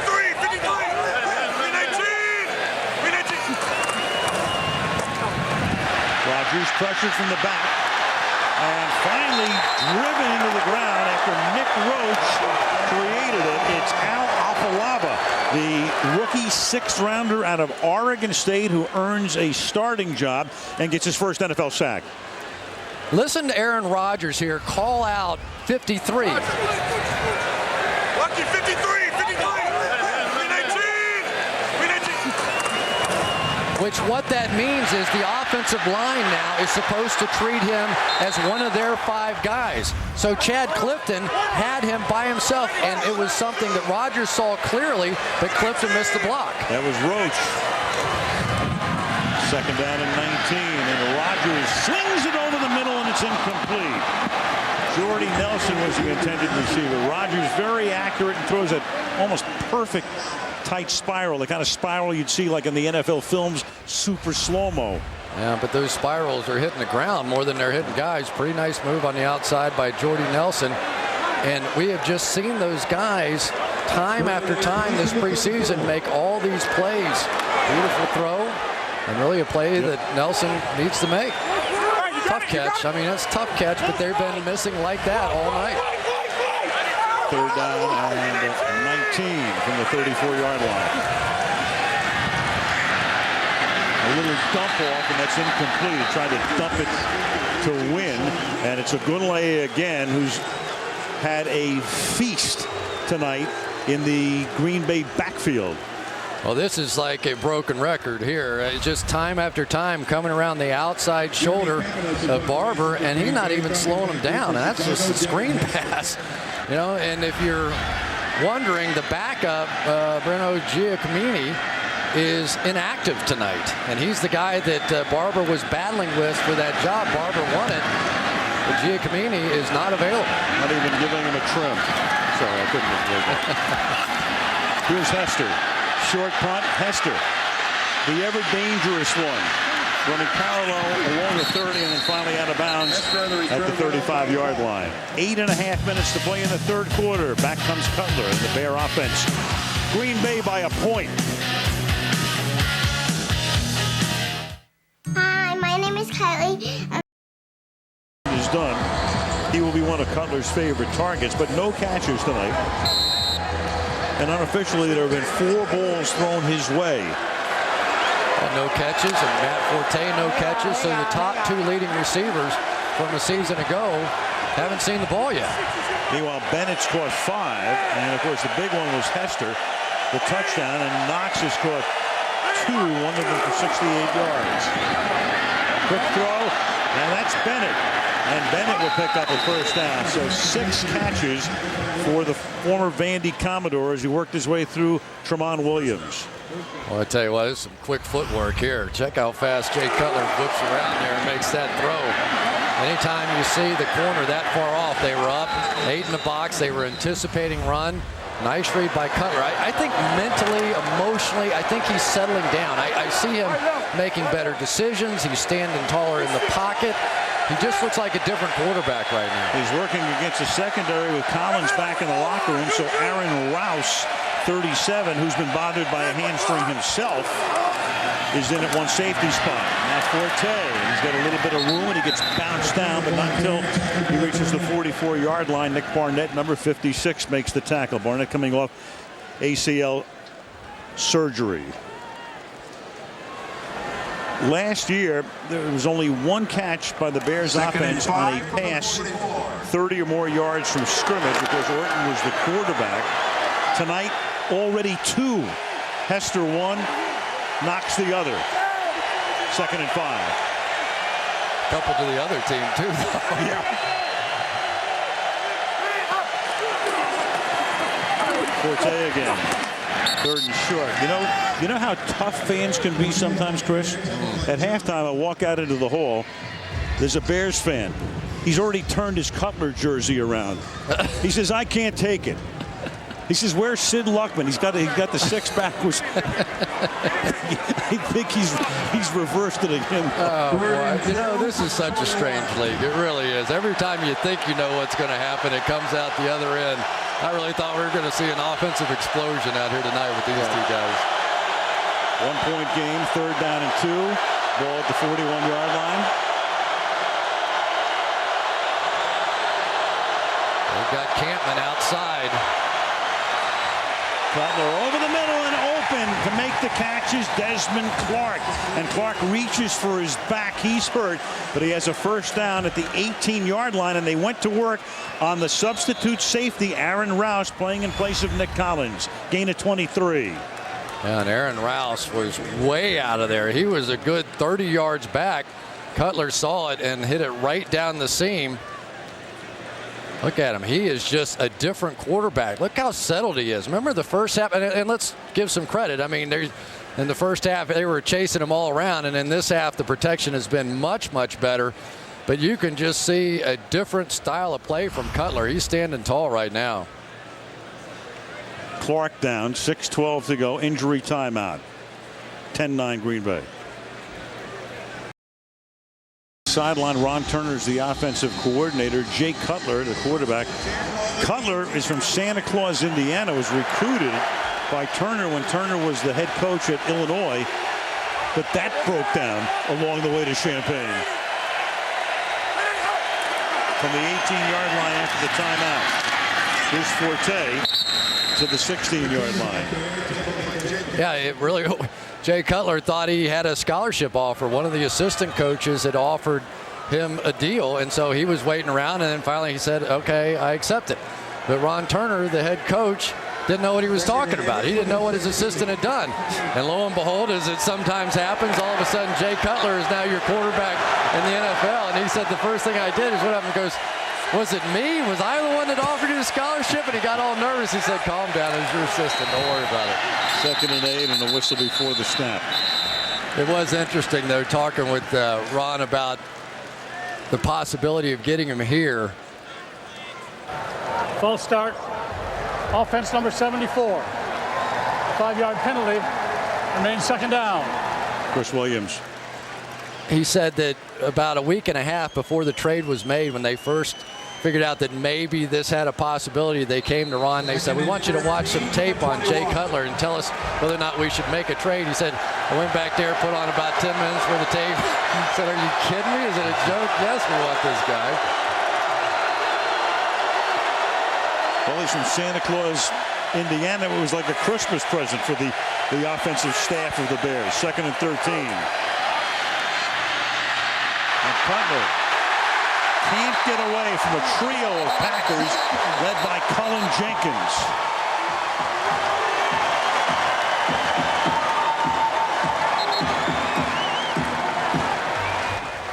Cullen Jenkins has become the Agunlier of the Green Bay Packers. He goes right between the double team. 2 big guys over there, Orlando Pace and Frank Omiel. And I tell you, the offensive line play tonight has been lame. And Jay Cutler got folded in funny directions there. And right now, Frank Omayel, the left guard, is also down. So they work on his leg. Omayel is the injured Bear. Injury timeout. On defense, Urlacher is out. Tino Isamoa out. Rest of the game. And the cornerback McBride is out. All on defense. Right now, after Omayel goes out and Josh Beekman takes over at left guard, it's 3rd and 22. And really right now they're thinking about a field goal, and it's only 1 more yard here as Al Harris wraps up Forte. So they went from a 1st and 10 at the 18 to a 3rd and 22 at the 30. Tried to get Robbie Gould a little closer. And for Robbie Gould right now, still a field goal of about 47 yards. And he did not even attempt a field goal of over 50 yards last season. So this is right at the edge of his range. Very accurate, but not a long distance kicker. To give Chicago the lead. And Robbie Gould right down the middle. Good as gold. With 3:51 to play in the 3rd quarter, the Chicago Bears trailing 10-2 at the half. Now take the lead by 2. Well, the headline writers are going to have to fill with some awfully small print tomorrow. Adewale Ogunleye has to be the star of the game so far. He is just torn up Alan Barber on the outside. Consistent pressure, a lot of hits on Aaron Rodgers. And really, it has been a mismatch on that side of the ball, even when they're chipping with a back.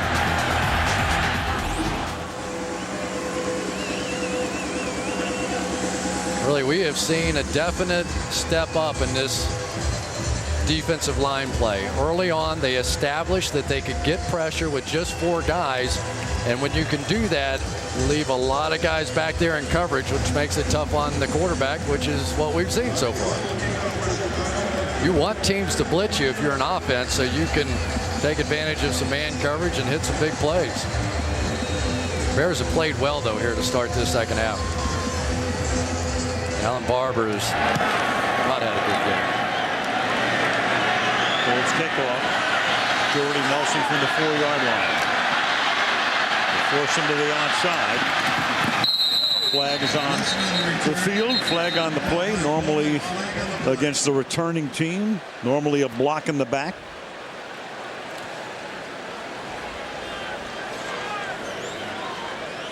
Or a hold.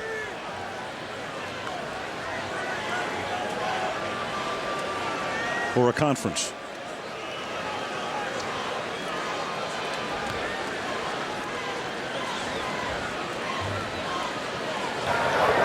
There is no foul on the play. The action for holding was not a hold. First down. That'd be a good reason to pick it up. I guess. Yeah. If it's not a hold, then. Right. So he takes it to the 29. There's Clark walking around, but Urlacher, they tell us, is done for the night with a wrist injury. Came out and played in the first series of the second half, and that's it. Roach and Hillenmeyer are the linebackers now, replacing Urlacher and Tino Isamoa. Here's Grant, and Grant shaves it off the right side. And Grant with a first down up to the 44-yard line. Went in over left tackle and then cut it back for a nice gain, a gain of 14. One of the rare times in this game that the Bears are going to lose contain on the backside. Good block driving all the way down on Donald Lee. Ogunleye tries to get the inside gap, but they expose themselves on the outside. Nobody fills in. And you just have to wonder now, without Brian Urlacher in there, can the Packers get their running game going? I would sure take a shot at it. Grant averaging 4 yards a carry, 12 carries, 48 yards.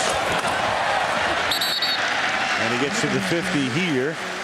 Tackled by Tommy Harris. That's a gain of 6, 2nd and 4. The Bears know they're a little bit vulnerable right now. They are loaded up with at least 8 guys in the box now as they're trying to stop the run. They know exactly what the Packers are going to do, but check out all these guys in there because they're thinking we're a little vulnerable without our team captain in there, and the Packers are taking it to them. 2 of their 3 starting linebackers, 2nd down and 3. Grant. And Grant with some real tough running is finally tackled by Daniel Manning, but not until he picks up a 1st down. That's what they've been looking for out of Ryan Grant. That sort of finishing of the runs. He's not a speedster. He's not a guy that's going to just outrun you, Adrian Peterson kind of guy. That's not his game. But he's all heart. He was a 6th-round draft pick and a steal because they made a trade with the New York Giants to get him, and he has been paying big dividends since. At the 46, under 2 minutes to play in the 3rd. This is Wynn. The back up to Grant tonight to the 41-yard line. Well, that was a great move that time by the fullback, John Kuhn, to jump inside. You know, the tailback is really taught, just follow the fullback. That time Kuhn saw the hole and his back followed him. Watch him start to the outside, number 30, see the hole, jump inside. Wynn follows him right through it and made a great run. Good play by Kuhn. 2nd and 5.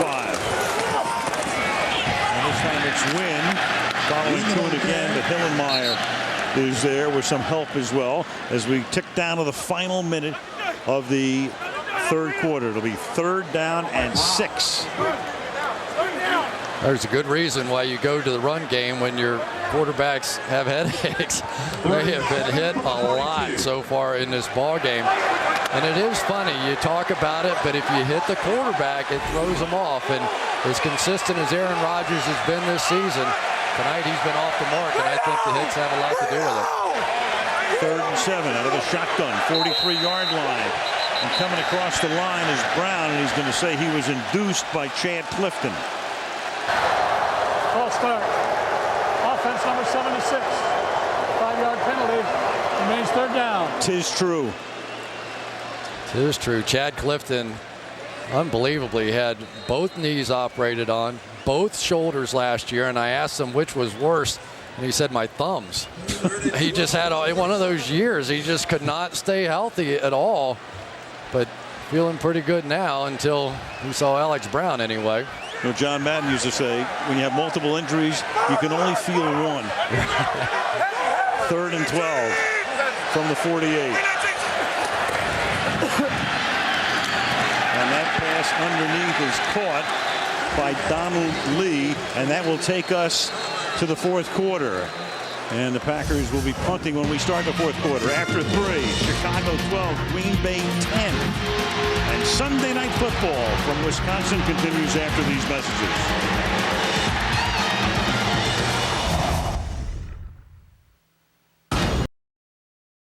Green Bay, Al Michaels, Chris Collinsworth, Andrea Kramer. Sunday Night Football. Opening weekend, there's Devin Hester.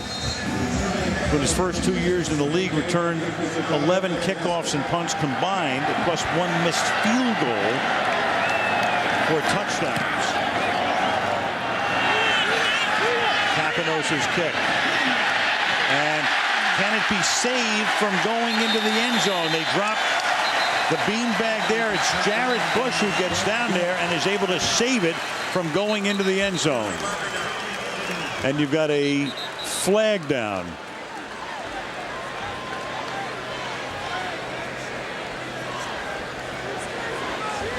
So Capanos, for the moment, looked like it was going to be a beauty, but Ron Winter says... Prior to the kick, holding, number 52 of the kicking team. A 10-yard penalty. Repeat 4th down.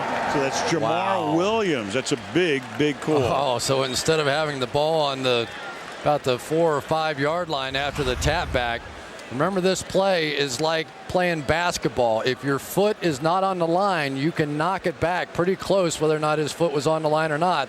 But that ball would have been marked down, if not, on about the 5, wherever they end up touching it down from there. Now instead, get another shot. I thought it would have held up. I thought he was definitely not on the goal line, but now Kapanos will have to do it again. And your punt team has already run down the field once chasing Devin Hester. This could be dangerous. Here they go again. And Hester's going to let it go, but this is a very bad kick, and it takes a Chicago bounce. And then a little pushing and shoving. Get the ball to the 27-yard line. So that was a very costly penalty. The difference between getting it at the 4 or 5-yard line. Instead, it's at the 27-yard line. Cutler settling down here in that second half. The first half, a half to forget. Meanwhile, 5 out of 6 for 99, and that touchdown pass to Hester here in the second half. And remember, these are division opponents, so they'll play again. But the home team has much more pressure to hold serve in this game, and the Green Bay Packers, the Bears could come in here and steal a win on the Packers turf would be huge. Omial and Clark are both back in the game, so here's Forte up to the 27. The Bears with those defensive injuries, Urlacher and Tino Samoa and McBride, but Omial and Clark are back in the game. And of course, they've got Pittsburgh coming into Soldier Field next Sunday.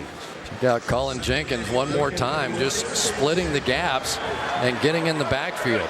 This is a gap control type of 34 defense. This isn't so much like the New England Patriots where those defensive linemen are trying to hold the guy up and play the run. In this one, they're trying to penetrate and get in the backfield. And that's probably the most obvious thing I've said all night. 2nd and 11.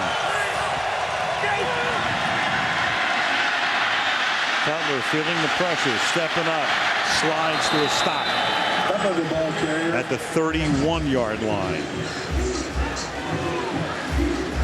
But now when he's scrambling, it almost looks like he's scrambling with a purpose, doesn't it? In the first half, it was much more of a scramble backwards, a scramble outside. Now when the opportunity presents itself, he just simply stepped up, took what he had, and instead of a 3rd and very long, in a manageable situation.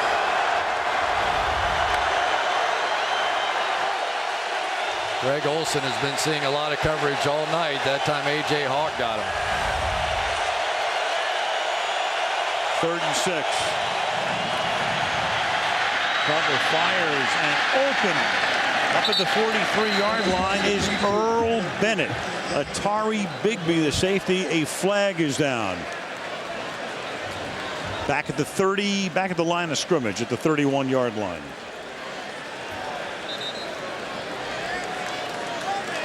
Whatever it was a great play by Jay Cutler. He is hanging tough in that pocket right now. Offside. Offense number 80. Lined up in a neutral zone. A 5-yard penalty. Repeat 3rd down. So Bennett, who makes the catch, had lined up across the line of scrimmage. Oh, you have to be kidding me. Offsides, because as a wide receiver, all you have to do is wave at the officials and say, I'm on the line. There's the red line. No question about it. You can see he's all the way over that red line. And they caught him, and that cost him a 1st down, and it makes it 3rd down and 11. Crowd rises as one. Cutler feels the pressure again, and that time the pass is incomplete. And that was Bennett, and he was open, and he had to reach behind him and couldn't make the play. So 4th down, and in comes the punt team. Well, we've seen Jay several times in this one. Look back across the field, scramble right. He saw his favorite guy back across the field. He just couldn't get himself stopped. You could see his feet slip a little bit. But that was a big stop for this Packers defense. And now their offense really needs to wake up and get something going. Jordy Nelson to run it back. Maynard to boot it. Patrick Manley, 12th year in the league, to snap it. And they snap it to the up back. And wow, what a call. Garrett Wolf is stopped at the 32-yard line. I mean, did I really see that? On a 4th and 11 in a 2-point game. I am dumbfounded. I am really dumbfounded. I mean, there's not even really a lane right there. There are defenders standing everywhere. And let's give some credit where credit is due. On the outside, Brett Swain, who beat out Ruvell Martin for a spot on this team. The receiver comes back in and makes that tackle. I think when they saw Swain on the end of the line of scrimmage, They thought they had a play, but Swain came back off the line of scrimmage, and your defense has played so brilliantly. And Lovey's thrown the challenge flag. Maybe on his own call. That's the line of the night. Chicago was challenged, but Green Bay had too many men on the field at the snap. Well, I saw Clay Matthews trying to get off the field. The question is, did he? Field position. I mean, they're basically in field goal range right now. Right. All things considered, very bizarre. They're going to lose the challenge, and it's going to be a first down for Green Bay. After review, Green Bay had 11 players on the field at the snap. Therefore, Chicago is charged with the team timeout, their second. It is also their second and final challenge. The ball belongs to Green Bay. First down on the 30-yard line. Lovey has a little explaining to do after this one. I really think it was some sort of an automatic call. I think it was something they saw the extra guy running off the field. They're going to quick snap it a lot the same way that maybe Peyton Manning would do when they try to make substitutions. But there was no upside to it. There was no reason to do it there. Well, Manley's the guy, and he's been, as I said before, for 12 years. He keeps the job because he's one of the best long snappers. He might have just outthought himself. Ball at the 30-yard line, first down. And then the defense has to stick him on the first play. That's Mark Anderson. Broke into the league when he was a rookie as a sackmeister. And he stops the run right here. Back of the line of scrimmage. Loss of 3, second down and 13. Second and 13 from the 33. I'm still trying to figure that one out, but it's all I can come up with, Al. I really, in my heart, I believe it was an automatic. I just think they saw the 12th guy, and a player on the field just made a mistake, didn't understand the situation, not on the coaches. It was on an individual player making a mistake. I think you have to be right here. It's so unlike a coach to call a play like that in that situation. Here's Donald Driver. And he steps out of bounds at the 23-yard line. And the irony is, if that costs him the game eventually, it's the Bears' special teams, which have been among the best, if not the best, in the league. And it's really how they've beaten the Packers when they've won their share of the games. You know, and of course, we've all had the conversation. Is it good that Devin Hester's returning punts and playing receiver, and his production's gone down so many times? Special teams end up deciding games. 3rd and 3 at the 23.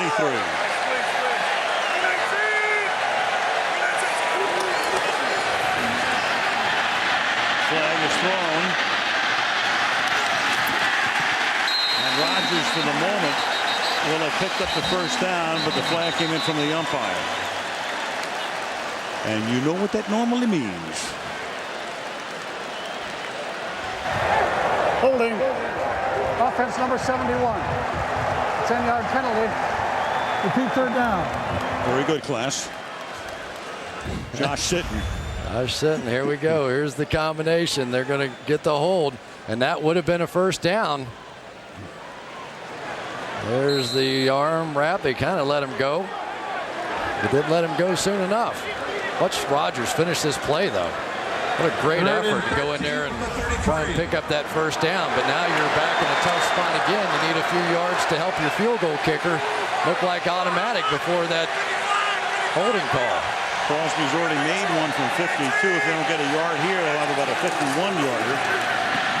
Rodgers on third down, throws, and that's caught at the 26. It won't be a first down, but it moves them a lot closer. Greg Jennings makes the catch. Nathan Vasher makes the stop, and that'll make it fourth down. Great play that time by Nathan Vasher. He's in the open field with one of the most electric receivers in the game. He has to make this tackle. He doesn't make this tackle, it's first down. Drive alive, spins him around. Brilliant, brilliant play by Nathan Vasher. Mason Crosby now. It'll be 39-yard attempt.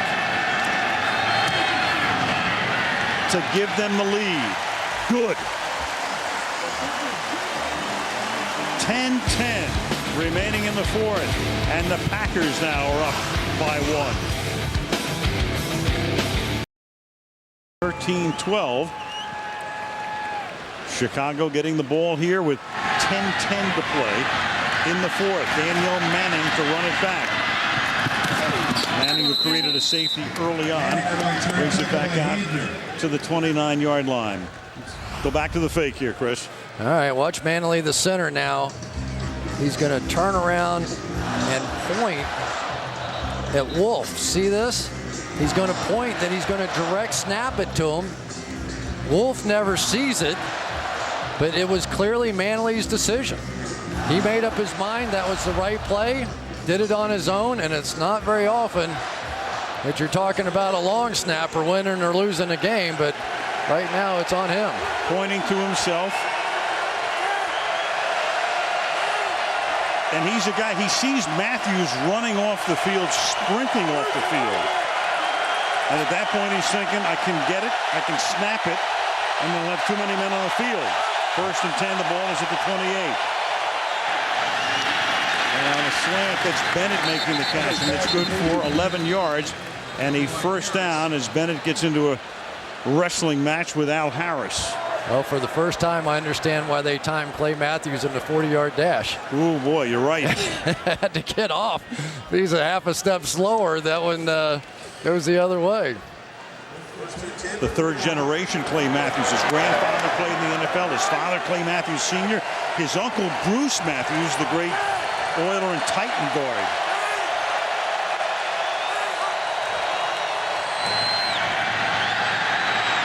Cutler going into traffic, and 4 Packers are there. Nick Collins almost had another pick. And down on the ground, as the pass was intended for Bennett, is Atari Bigby. So Cutler throwing into 4 green shirts. I mean, Al, you just can't do this. I mean, Jay Cutler's known as a gunslinger, but Brett Favre would have been proud of this one. I mean, it looked like a convention around Earl Bennett on that one. The other part of that play that maybe you didn't see, Nick Collins, who's been struggling, I think, with cramps. He's been limping around with that kind of a look. Got up and was limping again, and Atari Bigby is hurt on the play. So both safeties come out of it gippy.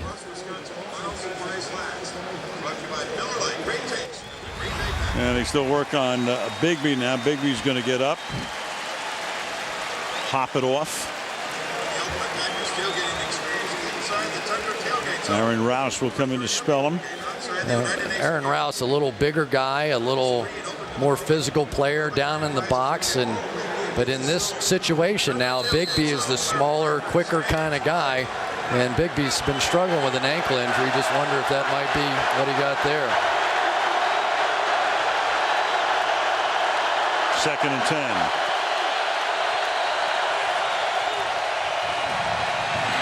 Forte. Nowhere.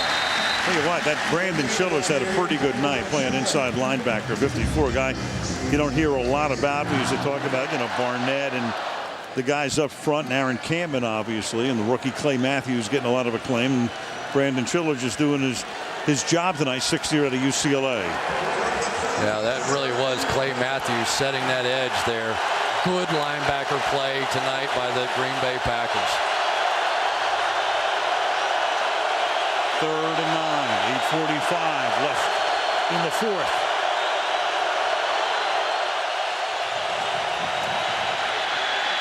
Cutler fires, tip, flag, incomplete. Tipped by Woodson, intended for Bennett, and a flag in the secondary. Oh boy, and this could be a big one. They just signaled illegal contact, which would mean a first down. Illegal contact. Defense number 31.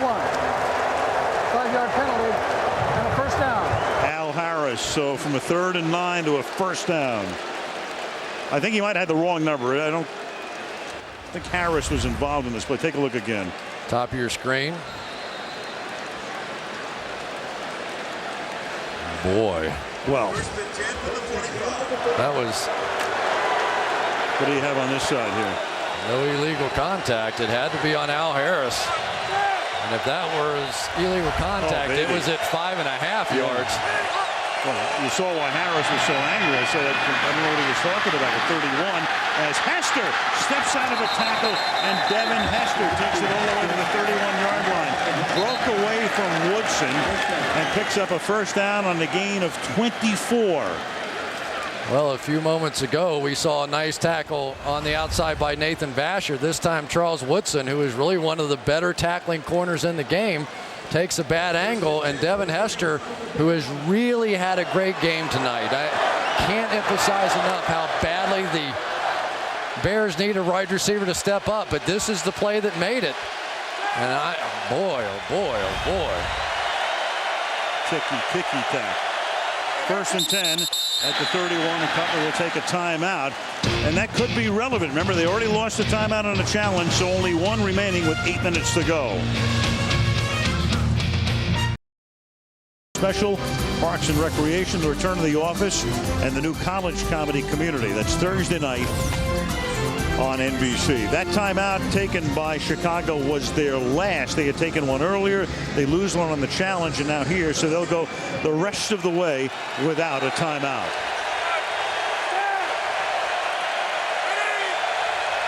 First and 10 from the 31-yard line. Forte. Go back and take a look at the illegal contact, the phantom illegal contact on Al Harris. Yeah, look right down the line, and you're going to see Devin Hester is really off the line of scrimmage here. And he should be on the line of scrimmage. You've got a tackle only over here, so he had to be on the ball.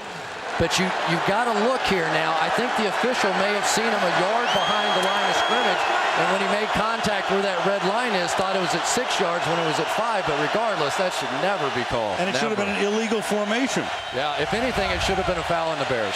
2nd down and 10 from the 31-yard line. They split Forte to the left. Cutler throws over the middle, and open is Olsen, so he finally gets the ball into Olsen, who takes it down to the 23-yard line. So very much in field goal range now as we tick down to 7 minutes to go. It's the first time that really I've seen the Bears take advantage of the blitz. That time they came with a zone blitz to the right, and they found the hot read because the safety was playing so far off. So at least Cutler now is getting his mind going. He's starting to make smart plays on the field. And he finally makes his first connection with Olsen. Good for 8, 3rd and 2. Fake to Forte, then throw it out to McKee, the fullback. And McKee gets tackled by Harris at the 15-yard line. First down, Chicago. Gutsy call by Ron Turner here, and a good one. You could see the linebacker stepping up on the outside. Papinga trying to anchor down and just slips on the play. He was just going to try and blow up the run there, and instead they escape to the outside. Love the play call.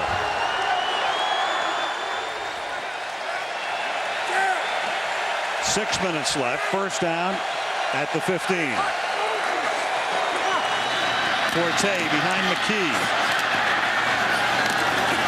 And Jolly takes him down at the 12-yard line. Gain of 3. 2nd and 7 for the Bears. You know, the Bears keep trying to pull out here and make plays. But as they do it, the penetration is forcing these pulling linemen deeper than they want to go. They're getting back in the backfield, and the Packers are just beating them to the point, which is why they haven't had success to the outside.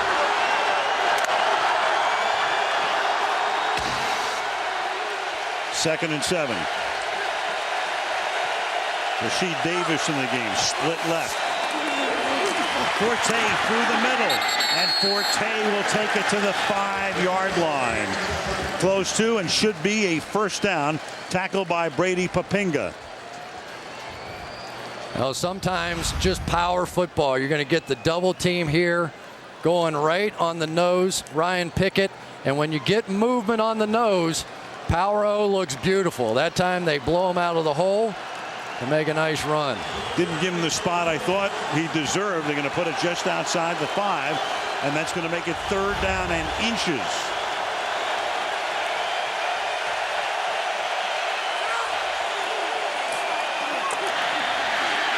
Forte gets banged back just as he crosses the line of scrimmage. So when they'll put it down, we'll see where the forward progress is. And Ron Winter already comes in and says first down.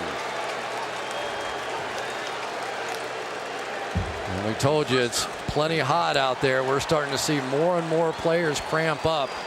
Early in the season, you see it a lot because guys aren't used to playing 4 quarters. These coaches are afraid to play them a full preseason game.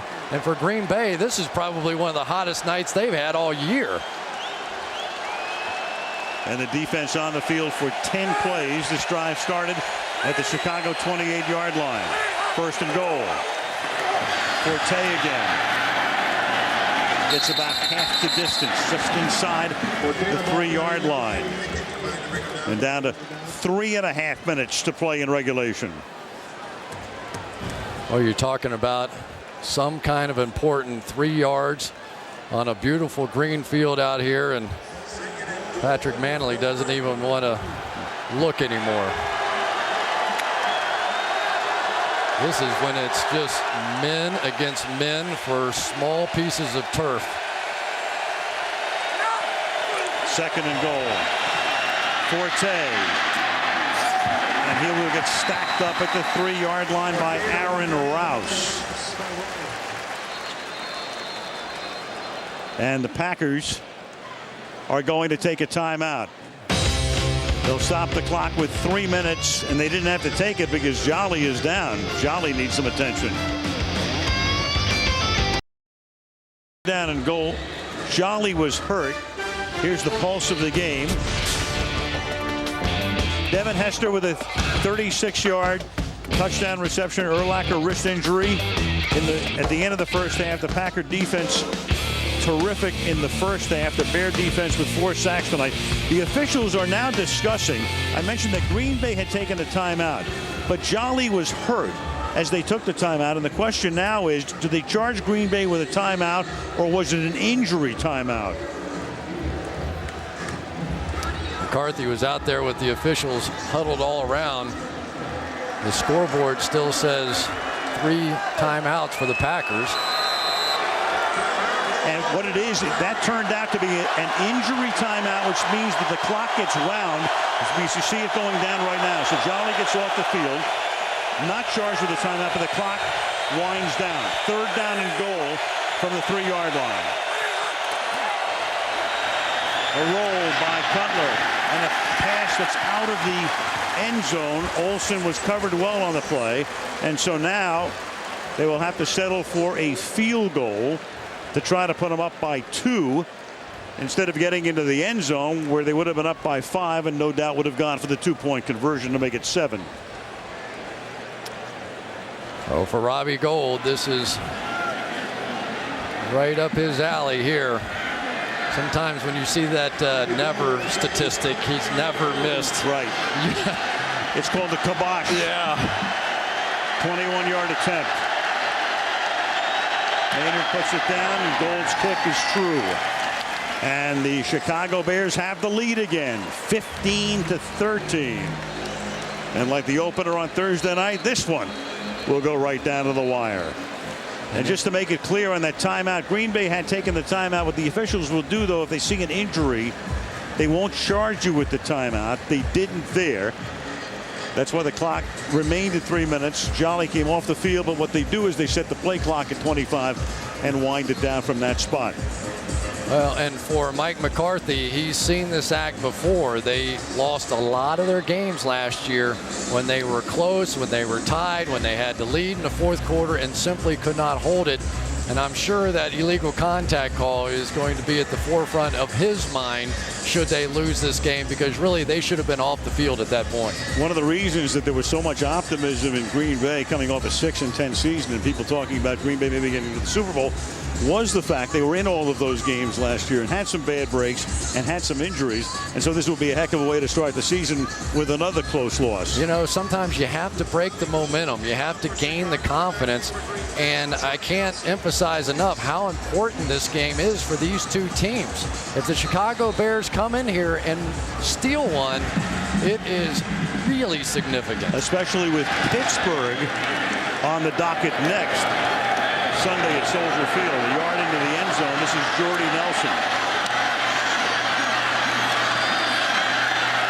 And Nelson will bring it back out to the 28-yard line with 2 minutes and 28 seconds remaining in the fourth. Well, for Aaron Rodgers, all the comparisons to Brett Favre, he'll never get away from him. He admitted that. But you have to remember that Aaron Rodgers has already had as many losing seasons as Brett Favre had in his career here in Green Bay.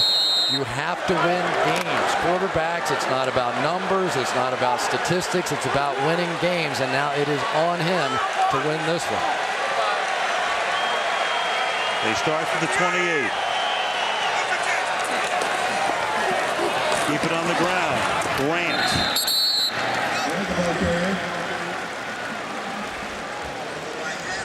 Gain of 6 for Ryan Grant. 2nd down and 4.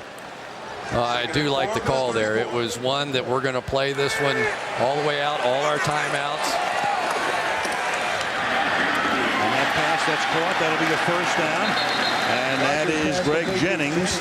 And it really didn't matter if he got out or stayed in because the clock's going to stop at the 2-minute warning. So 2 minutes to play. 1st down for the Green Bay Packers. Chicago 15, Green Bay 13.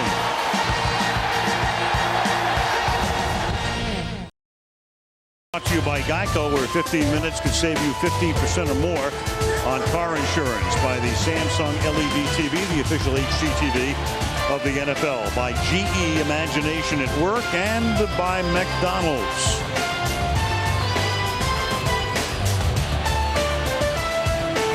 Wendy's post-game show to follow. Andrea will have an interview. Tony Dungy, Rodney Harrison in the studio in New York. Bob Costas here with us, and we'll wrap it up from Green Bay. It is 1st down at the 41-yard line for the Packers. They have all 3 timeouts. Well, I know who I'm going after here. It's Hunter Hillenmeyer, the middle linebacker who replaced Brian Urlacher, who's such a key part of their pass defense down the middle. I'm playing these balls right down the middle against Hillenmeyer. Hillenmeyer backs into coverage. 4-man rush, and the pass is dropped. That's Nelson on the outside who can't hang on. 2nd down and 10. Well, now it's time for star players to make plays. Not a bad throw. Good decision that time by Aaron Rodgers. But I still think you've got a guy in an unusual position. You look around this defense and you say, where might they be vulnerable? And it has to be right up the gut with a guy that's not typically in the game in this situation.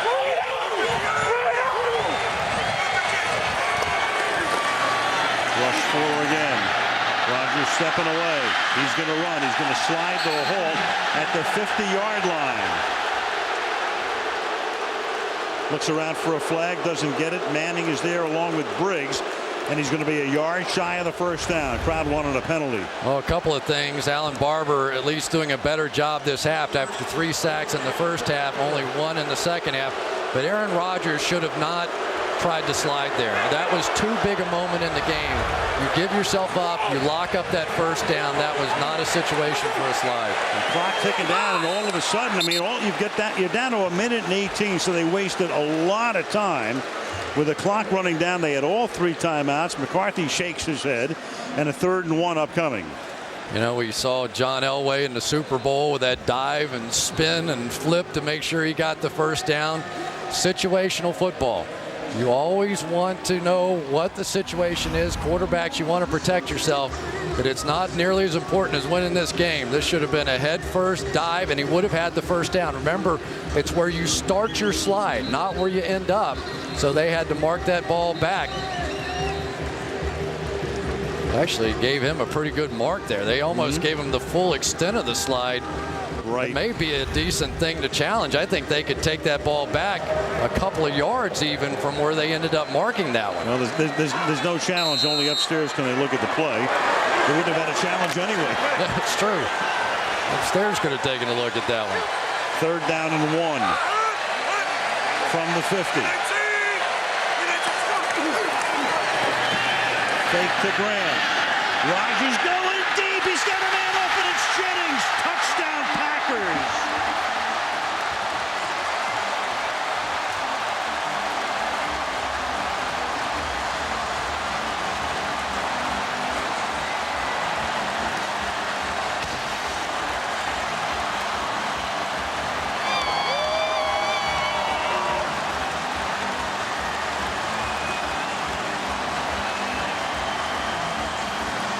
How's that for a call on 3rd and 1?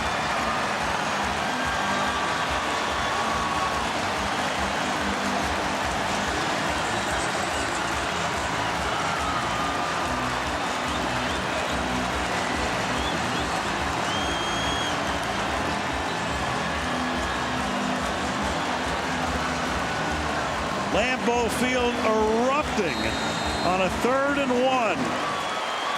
The fake, the deep throw, the touchdown, and they'll go for 2 to make it a 6-point game. When Chicago gets it back, they do not have a timeout. And that pass is caught for the conversion. He goes back to Jennings. That's of minimal importance because it's still, whether it was 5 or 6, is barely relevant at this point. If they get the touchdown, they're sure to get the extra point. But let's go back and take a look at the touchdown. 3rd and 1. You're going to bring your safety down to try and help against the run. You go with a great play action fake. Single high, and I promise you, it was never in the game plan to have Nathan Vasher, who has struggled at the corner, against one of the great receivers in the game, Greg Jennings. They would have never set this up, but for the fact that it was 3rd and 1. Give Joe Philbin a lot of credit. One of the gutsier calls you'll see, and he hit the jackpot.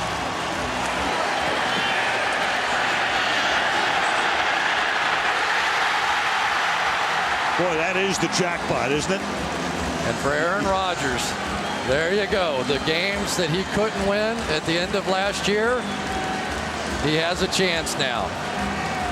3rd and 1. Here was the 2-point conversion. This was close. Jennings makes the catch. Yep. Good play. Remember, all you have to do is break the front of that line, not the back of the line, any part of the white line, and it's a touchdown. So now it's Hester back to return the kickoff. Daniel Manning normally does the kickoff returns, and he's really good. And now Ron Winter is going to stop play here. Remember Mike McCarthy yesterday saying he thought Daniel Manning was the best in the NFL returning kickoffs. So there's a booth review that's upcoming. Well, they can only be looking at the 2-point conversion at this point, right? You can't go back and look at the play before that. No way. Maybe you're looking at, does he have possession? Well, he's across the line. That's no doubt, clear. But he's going to the ground to make the catch, so he has to maintain control all the way throughout the catch here. Right. I can't see anything that would say otherwise, at least from that angle. No, neither can I. But until he is all the way on the ground, he has to maintain control. Ron's going to wait until Winter to tell us. And you know, Nathan Vasher on that play came up and looked like he wanted to play bump and run coverage against Greg Jennings, one of the faster receivers, one of the great deep threats in the game. And you just can't do that. You can't turn that one into a foot race. See him up, and now he's going to try to run out of it. He's trying to look back at the quarterback, stumbles, falls.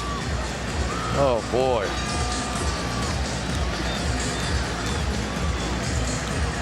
Zach Bowman has been in competition for that job, but because of his hamstring injury, they probably have played Nathan Vasher a little bit more, but Greg Jennings, the play of the night. Now Chicago with 71 seconds.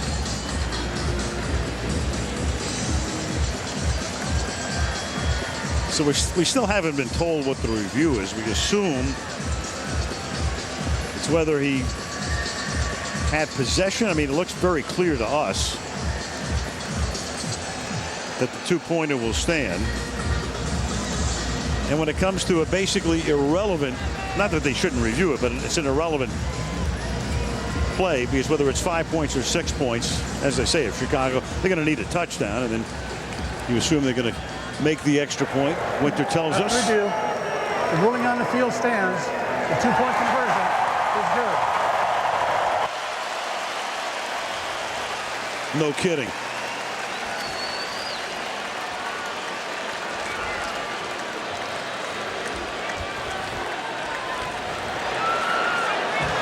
I think I remember one other thing, too, that when they're talking about whether they would review that 3rd and 1 spot, I think the only time they go to a booth review in that situation is if, in fact, it is a first down or not where the mark actually may be if it's not a big distance. I think that's the rule. Meanwhile, Hester was back there, and then after the booth review, they put Manning back there.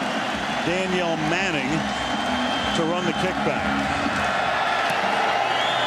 Don't blame. And it's a bouncing ball. Juggled at the 19-yard line. And this is Bennett. He's going to bring the ball back to the 38-yard line. Well, here you go. Right. Mr. Franchise. You want to write some headlines? There you go. Well, he's done it before. And he has to be thinking, you're kidding me, right? We put together a drive. We go down. We eat up most of the clock. All we have to do is keep them out of field goal range, and they score a touchdown instead. So now you have to go the distance. And how significant is it, all those wasted timeouts at this point? They come back to bite you. 1st and 10, 38-yard line. So the Bears have to go 62 yards in 66 seconds. Knox in the game, wide left. Hester wide right. Cutler has it intercepted by Al Harris. Only Cutler to beat, and Cutler saves the touchdown. But Harris has just saved the game.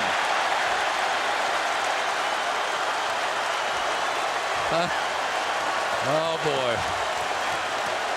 Oh, boy. The inexperience at the wide receiver position just killed Jay Cutler again. Johnny Knox, the rookie who's made some big plays on the top of your screen, is going to stop on this one, and Al Harris doesn't. The old vet won a playoff game one time against Seattle with an interception in return for a touchdown in overtime. Comes up huge again. First time in Cutler's professional career, he's had 4 interceptions in a game.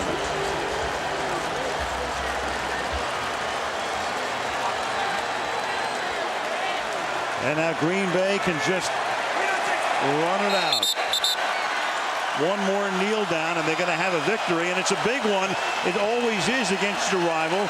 They've got Cincinnati coming in here next week, heavily favored.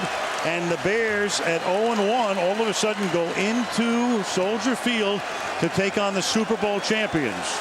It's a cool game, though, isn't it? Very. Jay Cutler would have been the hero. He took him on the game-winning drive down the field. Instead, his defense gives up a big play. He has to come back out. And now all anybody will remember is that interception and the other 3. That gave Jennings a 100-yard night, that 50-yard reception. The kneel down will end it.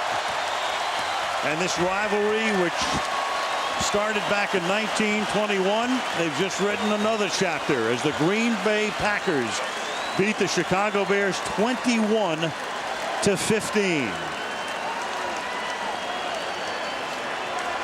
And a ton of stuff. Of course, the mull over, the 4 interceptions, the Manley snap on the fake field goal. Vasher unable to cover Jennings. And the Packers with the victory. Wendy's post-game report. Bob will be along in a moment. With the win, 21-15 is your final. Welcome to another season of U.S. Cellular Bears post-game live. I am Pat Boyle. Mike's side with 3 former Bears, Mr. GQ, Jerry Azuma, our quarterback, Jim Miller, and our lead blocker, Dan Jiggets. Cutler, 4 picks in his Bears debut.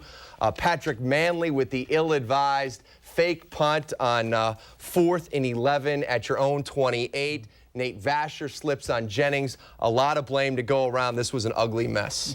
It was indeed. And, you know, here's the thing.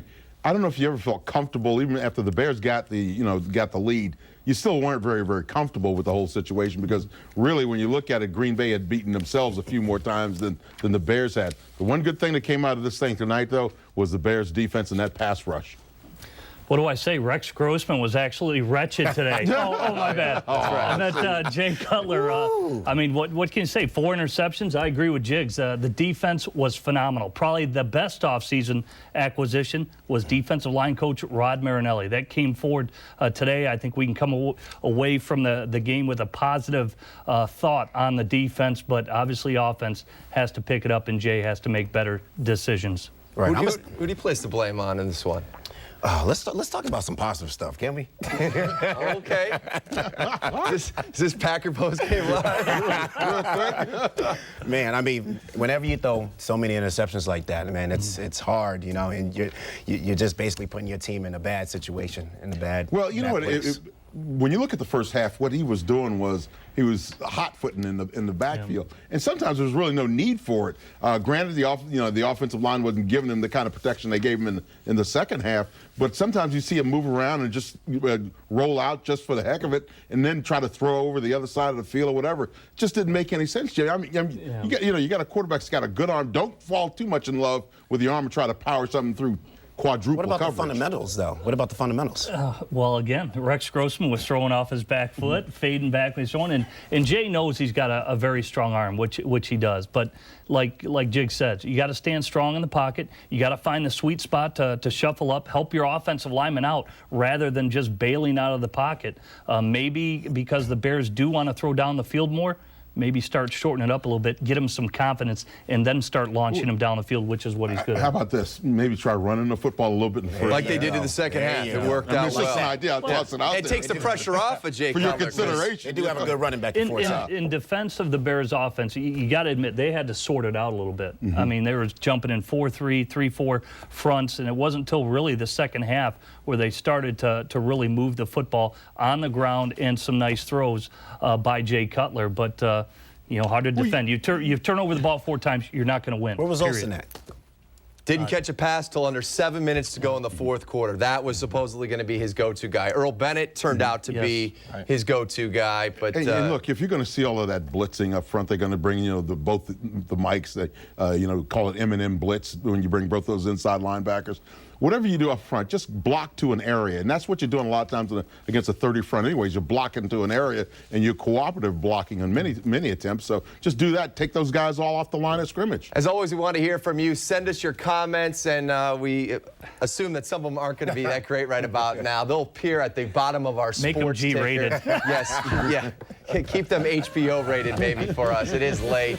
Log on to csnchicago.com. Click on the Bears PGL icon at the top of the page, and some of those comments will appear on our sports ticket. Let's get this thing going with our opening kickoff, and as always, we begin with Dan Jiggets on that. Jigs? Well, my opening comment is simply this: don't look for ways to beat yourself, and that's basically what happened to the Bears tonight. They had plenty of opportunities, ample opportunities, to go ahead and put the game away and win the football game. You look back in that first half, even with all of those picks that Jay was throwing, they were, a couple of points out of the ball game. So they had an ample opportunity to win it, but they found ways to beat themselves, and most of it on offense. Yeah, I think for me, obviously the good play and bad play of Jay Cutler was instrumental in this loss, but no reason to panic. They'll go back to work. I believe the offense will figure it out, but it is, again, nice to see the Bears' defense is back. That was a top 5 offense in the NFL last year, and pretty much, other than that last bomb to Greg Jennings, they pretty much shut him down. That's right. Thank goodness for the defense. They basically came away. They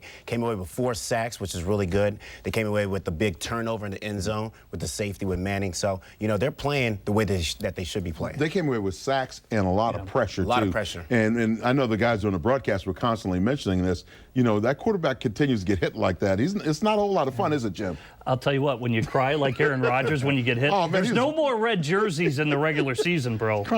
Jay Cutler's at the podium at Lambeau Field after his 4-interception performance in his Bears regular season debut.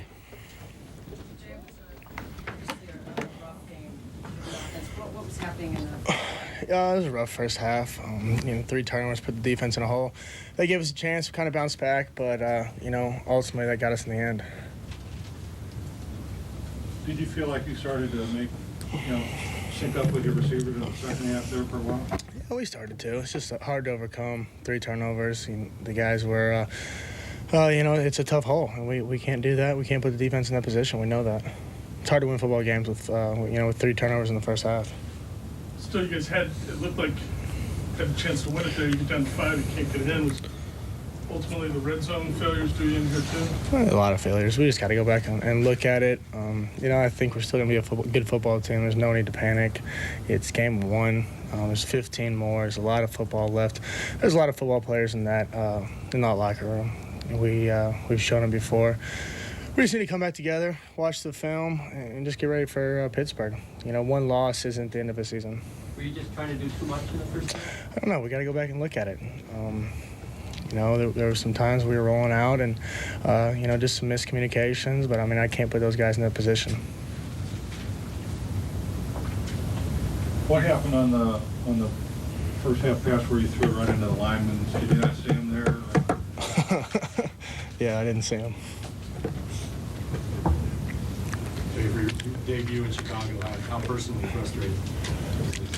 It's tough, I think, probably the city of Chicago is disappointed.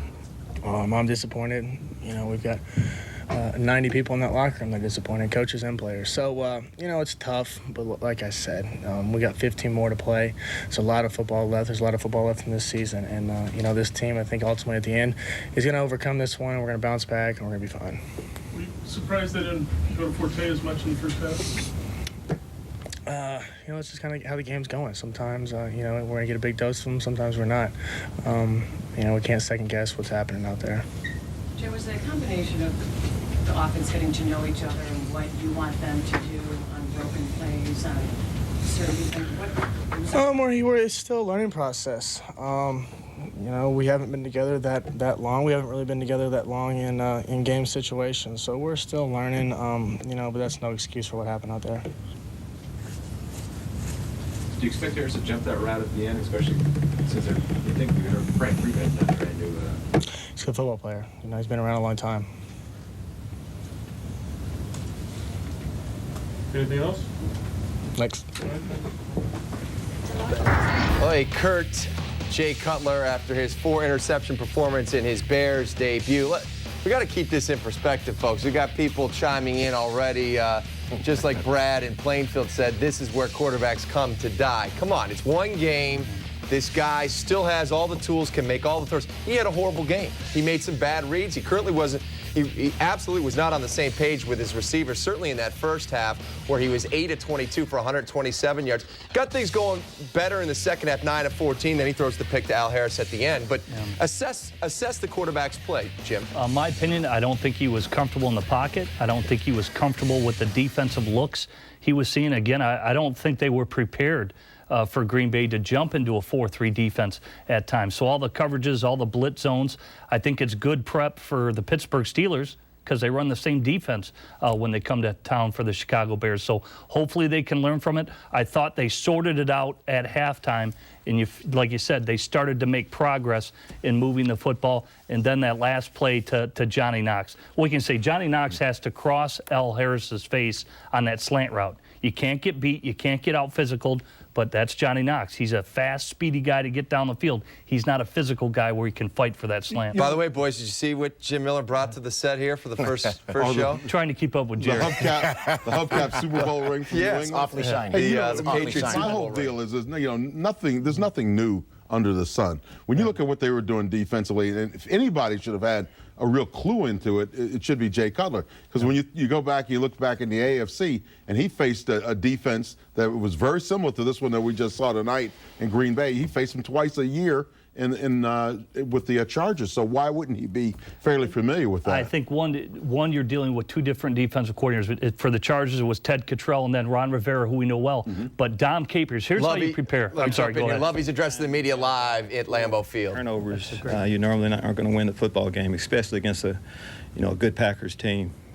Turnover ratio normally tells the story.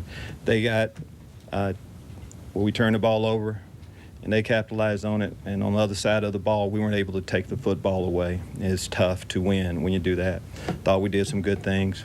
I thought after the offense settled down, they were able to move the ball from time to time, but we still weren't able to finish. So, you can't really be fired up about anything that happened when you can't finish drives, which we weren't able to do.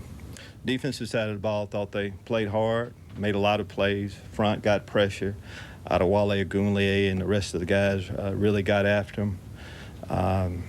And guys stepped up, but again, if you don't get takeaways, it's still hard.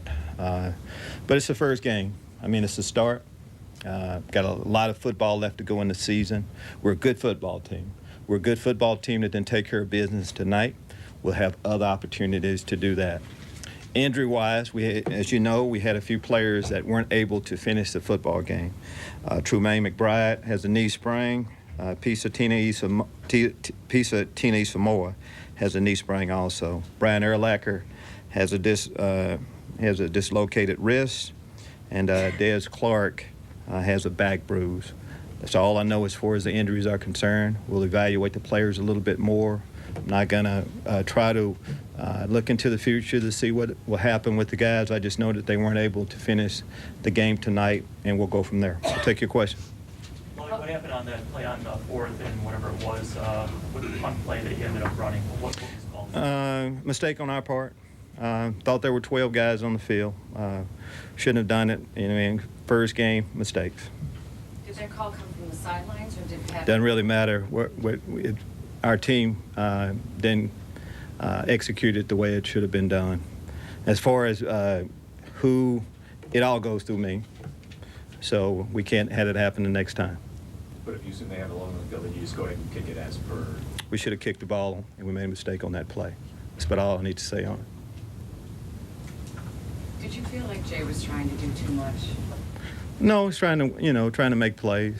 Sometimes when you get off to a tough start and you have a couple bad plays, you want to, make amends for it a little bit.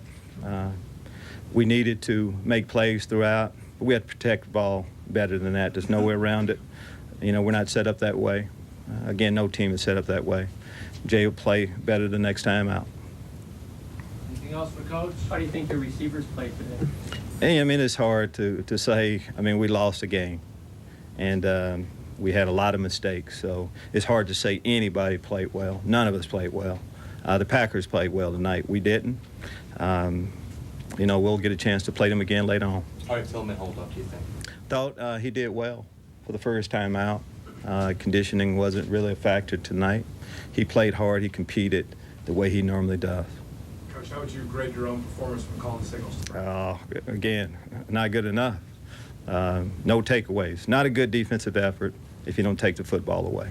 You guys concentrate on total yardage an awful lot. You got to take the ball away. We didn't do that. Guys played hard. It's a start for us. We have a long ways to go. Thanks, everybody. The locker room's open. Thank you. Lovie now 7-4 against the Green Bay Packers as he begins his 6th campaign here in Chicago. All right, let's talk about the Patrick Manley situation there. 4th and 11 at your 28-yard line.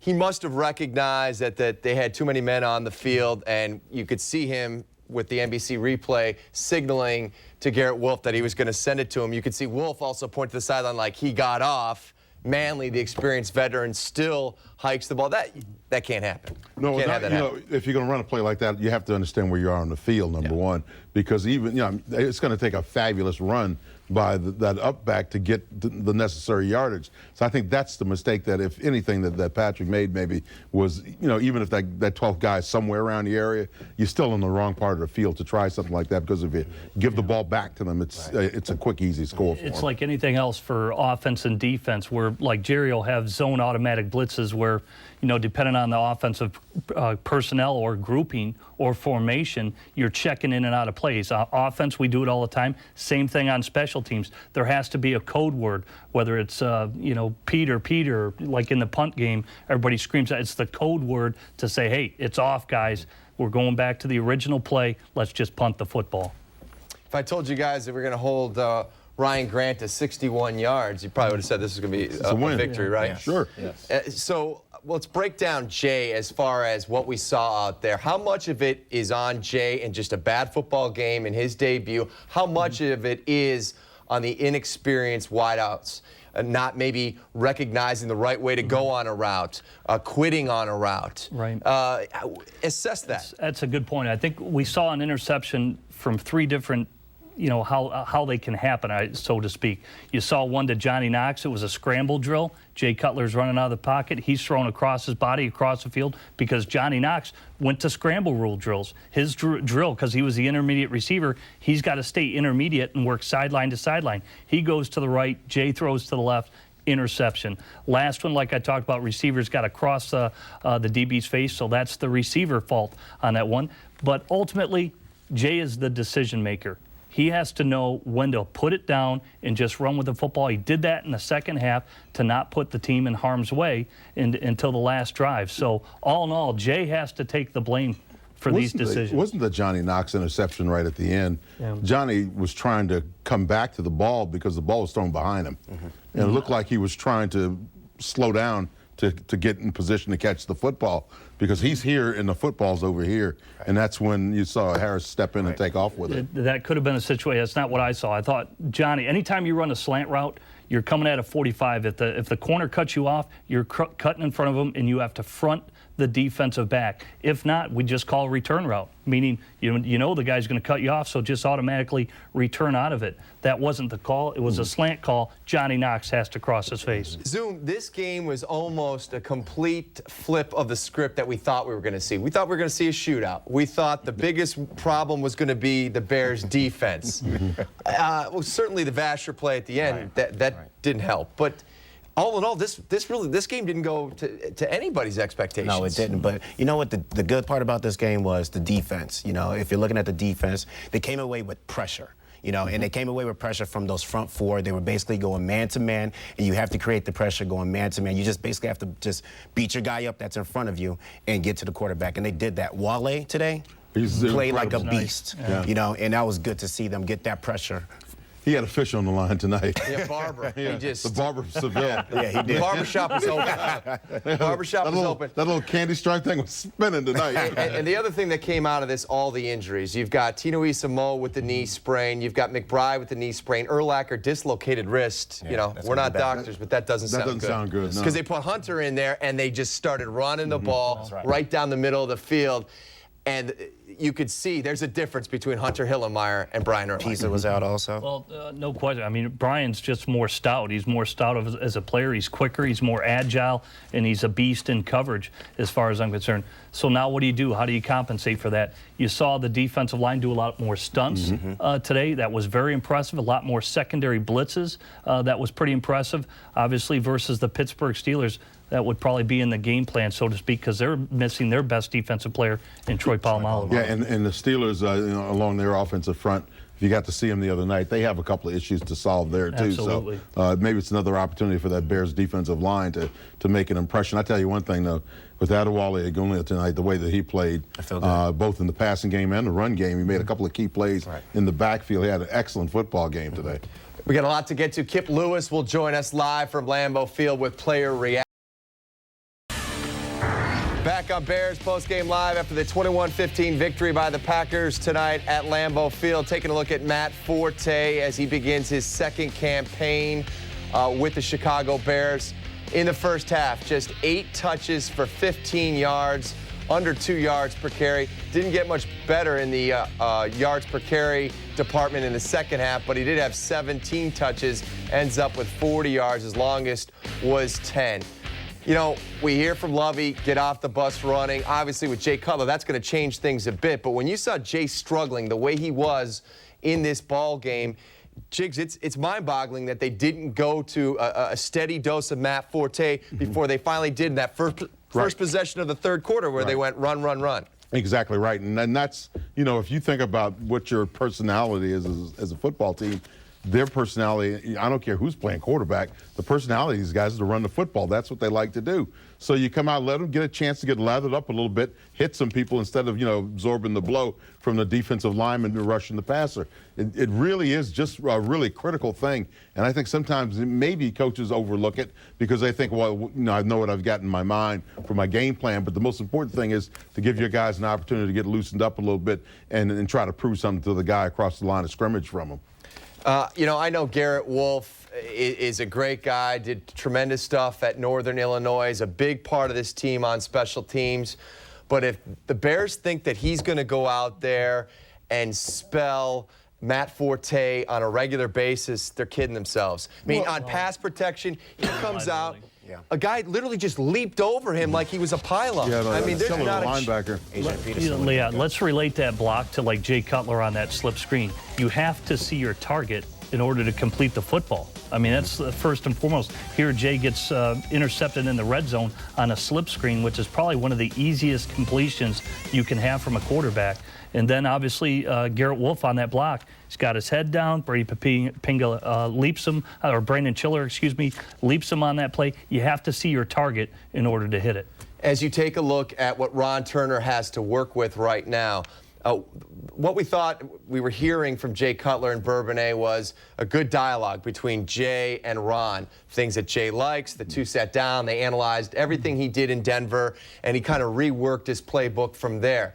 Realizing what he has on the edges, do they have to change some things? Because this didn't look very inventive out there. I don't think they have to change anything. I actually thought Ron Turner tried to help Jay out as much as possible. Again, you can't get an easier play call than a slip screen. Right. Because he was trying to, he had already thrown 3 picks. He's like, hey, I just need to get the guy a completion. That's all Ron Turner was thinking about. And then they throw to take advantage of Jay's talents. Hey, guys, the shot plays I always thought, just go get it. The one to Johnny Knox and the one to Devin Hester. Jay actually missed it, and you knew he wasn't seeing the field tonight. There was a bootleg called in the fourth quarter where he throws it into quadruple coverage to Earl Bennett on an over route. Devin Hester wide open on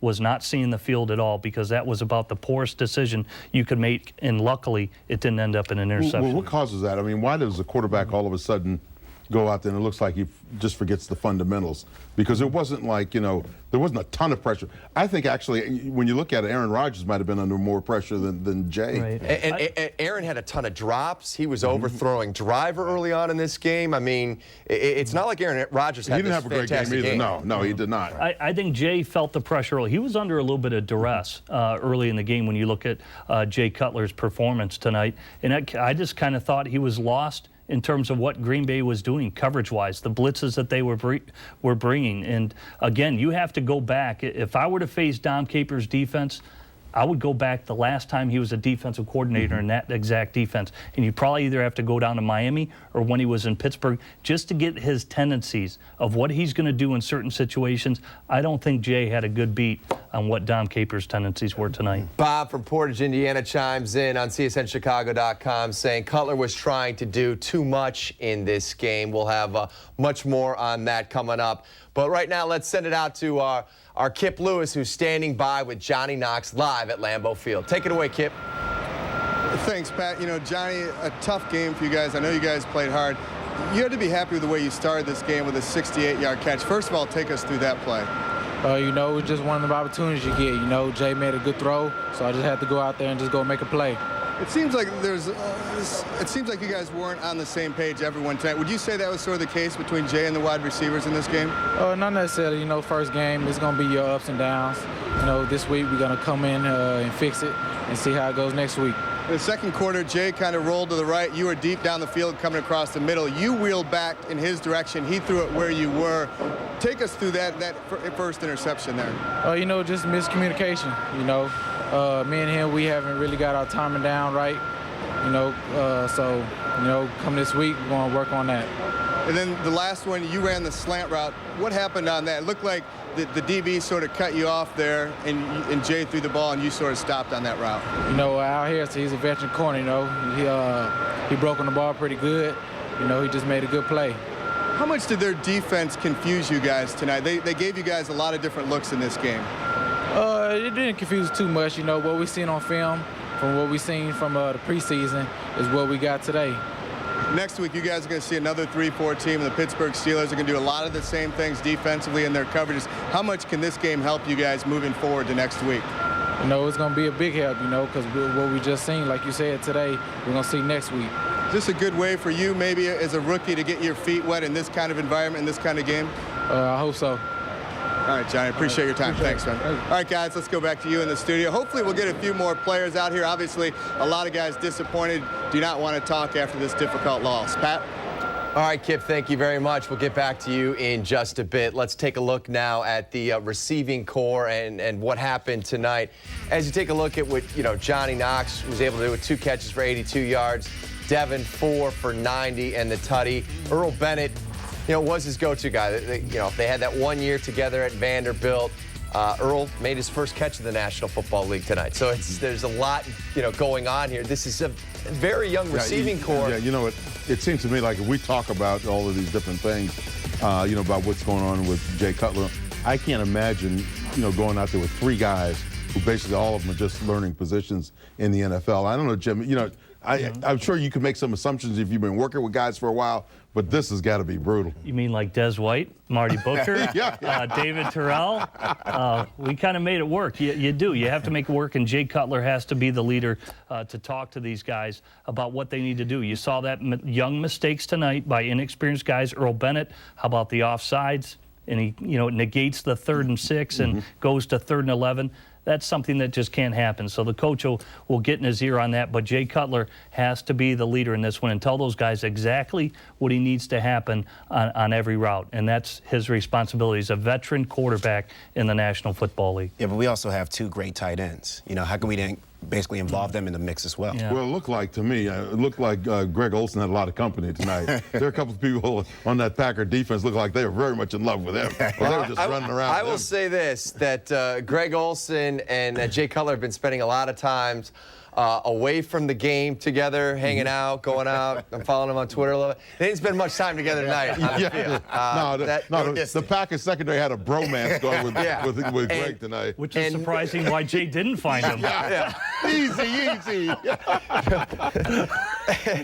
And Des Clark, by the way, did Des age like 6 years? I mean, Des looked a little slow. Well, He had like that Bill Lambier hops, maybe where I could slide one piece of paper underneath. You can't be tired because they carried like 6 tight ends. Look at that. This was the bread and butter of this offense. The tight ends. And then we got one from Greg and one for Des. And Des gets hurt on that 23-yarder. Yeah, he got hit right there in the back. In the back and the ribs, maybe. Feel good.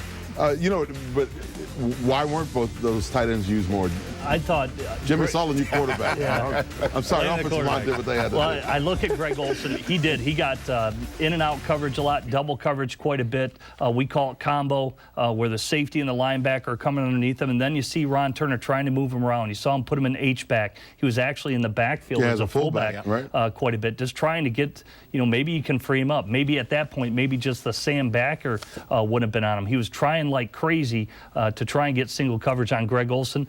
That was the guy, and every team's going to diagnose it. You take away Greg Olsen, to me, he still is the Bears' #1 threat. Anthony James from Lockport waves in. Why can't we bring in a veteran wide receiver like Marvin Harrison who can help out these inexperienced wide receivers? I mean, you do a lot on Sirius Satellite with the NFL. You know what's out there on the street. Is there any viable options? Is Harrison...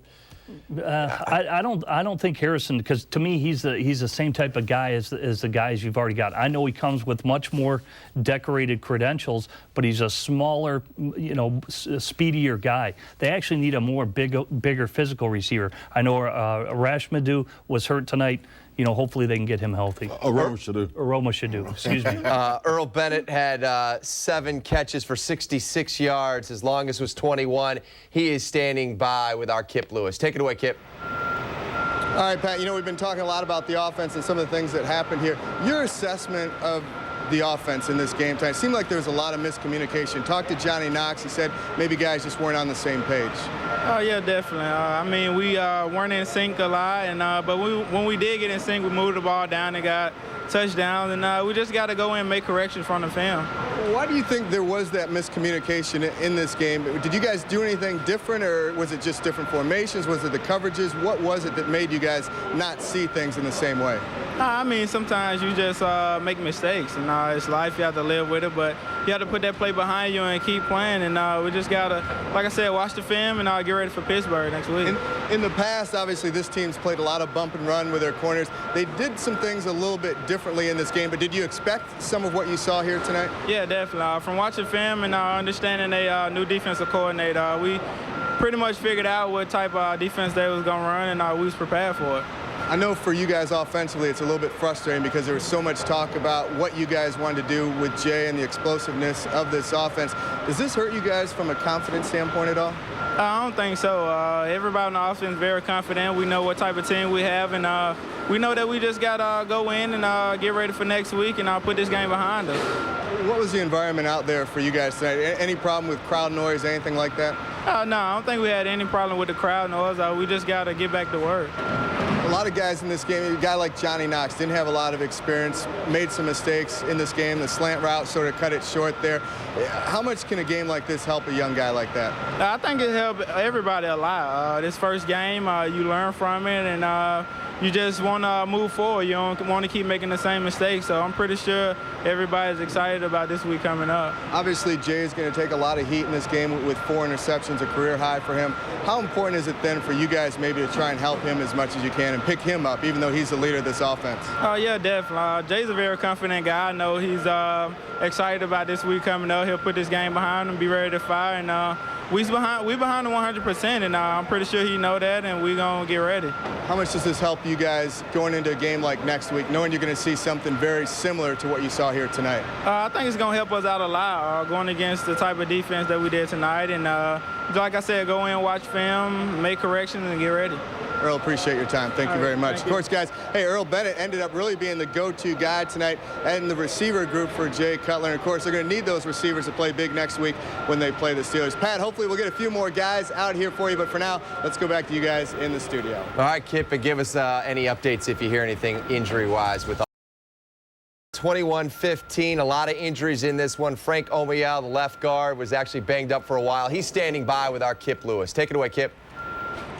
Yeah, Pat, you mentioned all the injuries. One of the guys that was injured in this game was Frank Omiyale, but Frank, you did come back in this game. How are you feeling right now? Feeling good. Feeling good. I don't think it's going to be anything that holds me out next week. You know, we talked a lot this week about the aggressiveness of this new 3-4 defense that the Packers were running. How difficult was it for you guys tonight? They made some plays at time, but I feel like we did, a decent job of, protecting against the blitz, and trying to get some positive run plays.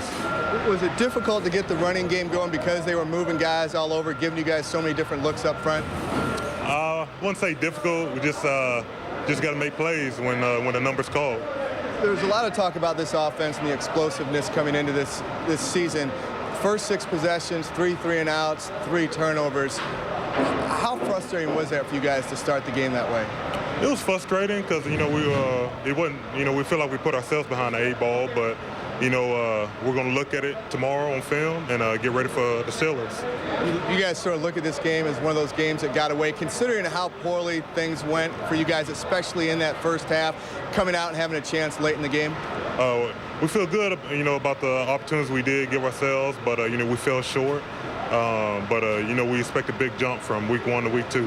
What do you guys think you have to do next week when you're going to face another 3-4 team, an athletic team, probably some outside backers that are more athletic than what you saw tonight? Where do you guys have to improve going into next week? All around. Everybody just has to do their job, and that's what we're going to do next week. How difficult is it for this team to make sure you guys don't lose any confidence because you guys were so sky high coming into this game? We played. It's not like we got our butts kicked, but we did lose. But we're pros, and that's what you got to do. Come back to next week. That's one game. We got 15, hopefully more than that coming up. Frank, appreciate your time. Go ahead and get some food over there, man. All right, Pat, Frank Omiyale, he says he is fine. He injured that ankle a little bit, but he did come back in the game. And actually, Pat, I want to mention, too, I did see Brian Urlacher. He did not want to talk, but I asked him about that wrist. He said he's okay. Now, whether that means he'll be able to play next week, we don't know, but he said he should be fine. So, Pat, that's it for right now. Let's go back to you guys in the studio. All right, Kip, thank you very much. Talk about the injuries in this game. Here's what happened. Brian Urlacher with a dislocated wrist. Pisatino Isamoa on the first series goes down with the strained right knee. Des Clark had the back issue on his catch, and Tremaine McBride with a knee. So if you take a look at it, we're talking about this with the dislocation. You assume that they can cast that up and Brian can play with it, right? Yeah. Yeah, I would think so. Yeah, tape a Band-Aid to it and we just go. Now, that happened in the Jerry. 2 sticks together. It happened early in the third. Why wouldn't they have tried to put? Could they put like something fiberglass on there and tape that up, or is it just probably not enough to time? look at it, get an X-ray, and try to figure out where to go from there with. I'm not a doctor and I don't play one on TV, but I'd imagine with a valuable asset like that, you probably want to wait and make sure that you're making the right decision. And you know what? The defense wasn't the problem in large part in this game. It was on the offensive side. So. We appreciate all the emails coming in to csnchicago.com. Here is one discussing the injuries. Yes, the defense played well, but how can you guys be excited when two of our starting linebackers could be gone for a while? That's Sean from Wilmington, Delaware, watching us on satellite. Thanks for dialing us up tonight, Sean, and for chiming in at csnchicago.com. I don't think anybody's excited to know that those two guys went down. You got Hunter Hillenmeyer that would step in there and Nick Roach, but you know, I think we were pleased to see a secondary that had so many question marks going in. And a defensive line that was getting after the quarterback. Right. I mean, if you weren't excited about that, then I think you were further out than Delaware. That was a good thing to see tonight because it's been a long time since we've seen a Bear defensive line get after the quarterback like that. All right, let's talk about this going forward. Nate Vasher, if Peanut Tillman is healthy or up to speed, I don't think Vasher is starting tonight. I mean, I think he would be the one that they pull out. I think that, I'm not so sure about that because I think that what they wanted is Zach Bowman would play that spot. And I don't know if they were, 100% sure on Zach Bowman, but we will find out, I'm sure, this week whether or not they're deciding on Zach and if he looked well enough to come in and start a ball game. We might find that out. It seems like they were rotating him a little bit also. Right, I think that's the idea. I think that they're basically trying to take care of Peanut a little bit. They know that he was probably a little bit sore right now, but they were getting their rotate on, basically. So they should be all right. Take a look at another email question that's chiming in on the wide receivers. How much of our issue tonight was due to the receivers not running routes correctly? That's Renee from Freeport. We'll tee you up on that one, Jim. Well, I don't think it's just about the receivers running incorrect routes. Bottom line, if guys aren't open, you can't throw the football. The bottom line, I say it all the time, sometimes the only play is throwing the football away. It's the best play that you can have. Jay Cutler in the second half started to run the football when he was unsure about where he was going the ball. But the bottom line, he still wasn't seeing the field the whole night. Because later in the game, I saw when he threw into quadruple coverage, Devin Hester would have had a touchdown. The game wouldn't even have been close. You brought up an excellent point, though, about Jay and running the football. In the first half, if you look back on it, I don't think he really tried to come out of that pocket very much. It looked like he wanted to stay back there and try to complete some passes. But if it's breaking down, if you can't find anything, he should use his feet like he did in the second half and make do some damage that way. By the way, you can see Jim's blog 15 on 6 as he breaks down Jay Cutler's performance all season long on csnchicago.com. When you talk about the confidence that Jay Cutler has brought to the table, and I think that was something that we were surprised. He's got his own blog, man. Did you see that? He's big time. Jeepers creepers. Huh? Hey, both you guys have your, Hey, we're doing it. You're on Twitter. You're on Twitter. Follow me on Twitter. You are approaching Ocho Cinco on Twitter. You're like, hanging out with Billy Deck at the Underground. I'm informing people. People want to know, and I am. People want to know. Hanging out here. No, let's talk about the confidence that Jay Cutler, brought to this position.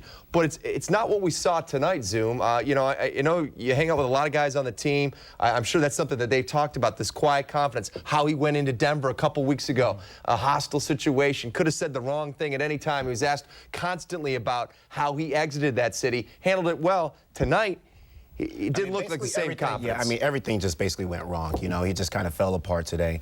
But he still has that confidence, and as any good quarterback, you have to have that confidence because your whole team is looking at you, especially your offense. They're looking at you like you're the leader and that you're going to take us to the promised land pretty much. So I think the confidence is still there. He just had a bad game, I think he had a bad game, and I don't think he realized, even though he grew up in Santa Claus, Indiana, the rivalry of what Packers-Bears is. People can say, hey, he's out in the AFC West. He grew up in Santa Claus. Was this one Christmas? I'll tell you what, it was Christmas. It was Christmas. He's delivering some gifts. But whether his games against San Diego, the Oakland Raiders, and even the Kansas City Chiefs, to me, they don't even compare to the Packers-Bears matchup. He got a good indoctrination tonight, and he'll learn moving forward. Let's just say it was not a great night for Jay Cutler or Jay Leno. If Jay Leno's new show on NBC is anything like the interview he had with Bob Costas, that thing is going to be yanked very, very quickly. Patrick Manley had a crucial error in this game in the fourth quarter, 4th and 11 at the 26-yard line of the Bears. He thinks he recognizes too many men on the field as far as the Packers go, so he does the direct snap to Garrett Wolfe. He addressed the situation a short time ago at Lambeau Field. Let's listen in. Unfortunately, I wish I would have. I would never have done that. It was just a dumb play on my part, not seeing that. What was your reaction as soon as you found out that that guy was off the field? Of course, I'm going to be disappointed, and I feel stupid is a big thing. Something I thought we were making a play, making a smart play, and unfortunately, it didn't work out that way. And it was one of those games, you just told me your dad was at the game, a couple of your coaches that have never seen you play as a pro. This is probably not what you wanted them to see. I don't want to see all you guys around me now. I think I was quoted in the paper this week as saying the less you know about us, the better. And unfortunately, you guys are standing here in front of me. Hopefully we don't. Yeah, if you're talking about Patrick Manley, the long snapper, in a post-game show where there's a horde of reporters around your locker, it's not a good thing. Yeah, something's bad. And, you know, this is just completely uncharacteristic. I mean, you could almost, first of all, if they got the 5 yards, it wouldn't have even been a first down. But it was just doing it at your own 26 made absolutely no sense. That's the thing. When the defense had been stopping them, stuffing them in the second half. You kind of have to add all that into your thinking when you have a situation like that. But the most important thing is where you are on the field. And you always think about, well, what bad can happen? Well, I think they found out the good news there was is didn't cost them a touchdown. They only cost them a field goal points, there. Yeah. Still. Jerry knows him well. I know him well. That's what a leader does. He mans up and says, I screwed up, and I'm going to get it right. And that's what a leader does on the Bears. You don't need to mock the media. You don't need to say anything just because you're upset at the questions that are getting posed to you. Patrick Manley manned up and did the right thing, and he's right. Normally, he'll probably be invisible the rest of the year. You know, other than that, though, what'd you think about special teams? Well, the way Maynard was punting the football. He was unbelievable. He was great tonight. Unbelievable. Brad Maynard had 4 punts for an average of 49.5 yards per punt. So that is tremendous. And the field position war, you know, he was giving you the advantage field position-wise. And what'd you think of Devin Hester? Punt returns 2 for a total of 15 yards. You saw him try to reverse field a couple times and make something out of nothing, but I thought at least we saw some explosiveness out of him. And Pat, the other thing is he's getting smarter about what he does back there. He's looking back and realizing if he's on that 10-yard line and that ball looks like it's going over his head, to get away from it and let it go into the end zone. If you have to get one down on the 1 or 2 yard line, so be it. But, you know, go with the averages. The average says that ball's going into the end zone. It's coming back out to the 20. I think he's making better decisions that way. Still to come on the show, we're going to hear from Adewale Agunlia, who had a couple of sacks in this game. As we head to break, you can respond to our look at our 4 seasons who's not, who's hot. How about who's hot, who's not from around week 1 of the National Football League? Who's hot? How about Drew Brees? 358 yards, 6 touchdowns. I think you won your fantasy game if he was your starter. Tony Romo, no more Jessica Simpson, 353 yards, 3 touchdowns. No more T.O. gets it done. AP, still electrifying, 25 carries, 180 yards as the Vikings take care of business. Who's not? How about Matthew Stafford of the Detroit Lions in his debut? He had 3 interceptions. Brandon Jacobs, 16 carries for 46 yards. Carson Palmer, some hard knocks there. 21 of 33, 2 interceptions, and 3 sacks as he was playing hurt. By the way, right now on CSNChicago.com, you can see Lovie Smith's and Jay Cutler's entire press conferences in their entirety right now. That's on CSNChicago.com. Nate Vasher gave up the big scoring play late in this ball game to Greg Jennings as the Packers connected on a 50-yard scoring strike. That was the difference in this one. Nate addressed the media a short time ago. Let's listen in. It's just one game, though. You know what? We got to move forward. Definitely. To look at it? Definitely. You got to. We'll have a couple. We'll actually have one day to, watch the tape, but we have a really good Pittsburgh team coming in. Next week, we got to be ready. Weird way. Could there be a silver lining? Fire you guys up even more, possibly? Is that how you gotta find some positive, right? Yeah, we'll be excited to play at home, and that's what we're looking forward to. Do you think Jay was trying to do too much at all out there? I mean, his debut, obviously one of a great showing, I don't know. You have to ask him. See, I'm really not sure. I just know that we basically had the lead. He gave us the lead, and we got to close out. Well, that reporter's glass is certainly half full as she breaks this one. You let him go by you and you slipped and it was a game-winning touchdown, but there's always next week. Yeah, there is. There's always next week. But for Vasher, what he's gone through in the last 2 years, he's played just 12 ball games. He's got a lot to prove, I think, right now to keep his gig. Yeah, you know, the injuries definitely slowed him down a little bit, but, you know, he's a guy that can make plays. We've seen this day in and day out. He just has to basically get into the rhythm. You know, he has to go out there and compete a little bit. I think that Vasher will be all right. He is still a great, great corner. Well, I don't know. You think he's a great corner? I think he's a great corner. I think he's got a long way to go to get back to where he was. I really do. I love Nate Vasher, but I gotta tell you. I mean, by the way, you guys at home are fantastic, and you keep us going in here. Somebody goes, the first one of you that calls him the interceptor, you should be yanked right off that set. So you guys are hilarious. CSNChicago.com. Well, he was at one point. Yeah, he was. That was 3 years ago. Yeah. That was 3 years ago. That's now been picked. Well, the breakdown of play, it was a hard run set look by the Green Bay Packers. Play action pass. Play action pass. Safety bites. I won't screw up his name like Roma should do. It was Al Alfalfa, I believe is how it's pronounced. Alfalfa. Yeah, the degree of difficulty with this roster went up sevenfold this offseason. Well, Alfalfa came down in the box. And anyway, it was a hard run look, and obviously he got beat on the play. But I thought overall, Tillman and Vasher played solid. Think about Tillman. He hasn't even lined up. This guy hasn't even played in any preseason games, nothing. Guy went out there, played solid. One play that gave, I thought the one bonus on it is, thank God it was a quick strike, because it gave the Bears a minute and 11 with their big-time quarterback, Jay Cutler, to get the ball. Unfortunately, we know how it unfolded. I got to be honest with you. When you think of the cornerback situation going in, probably most of us are the same way. You know, we're all thinking, oh, that's going to be a problem area tonight. Because when you look at, you know, what Rodgers has been able to accomplish over the last season, you look at those receivers, you know, the Jennings and the drivers, and you think that this is going to be a bad night for the Bears corners. They actually did play pretty well, you know, but you can't give up a big play, because you can play well all you want, and then you give up a big play and you end up going home a loser, and that's what happened today. Right. Adewale Gunlia had 2 sacks in this ball game as he basically went around Barber like he was a turnstile. He addressed the media a short time ago. Let's listen in. With the way you guys had so much pressure on them? I think so, you know, but I guess the play that counted the most, we weren't able to get them down, and that was the last play of the game, and the last play of defense for us before the kneel downs, and you know, we played solid throughout the game. It's just these little missteps that we're having, these hiccups that we're having that are capitalizing, man. These guys are good in the NFL. They get paid to capitalize on our mistakes, and that's what's happening. How much does that hurt when you guys played such a great defensive game the whole game, and then the last 2 minutes? No, it hurts. It hurts. You know, when you know that it's a division rival, it's an NFC game, it's our rival. It's the first game of the season. I mean, you can just keep adding up how tough this loss is.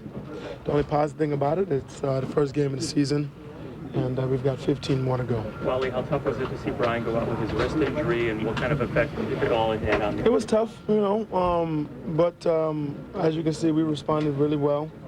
You know, hats goes off to Hunter. He's really came in and played that position really well. So, you know, good thing about this team right now is we have good depth. We do have some guys banged up, but as you can see, we had guys come in and play fairly well. On that 3rd and 1 where they got the touchdown, you guys expecting a run play? It's a normal call, and that's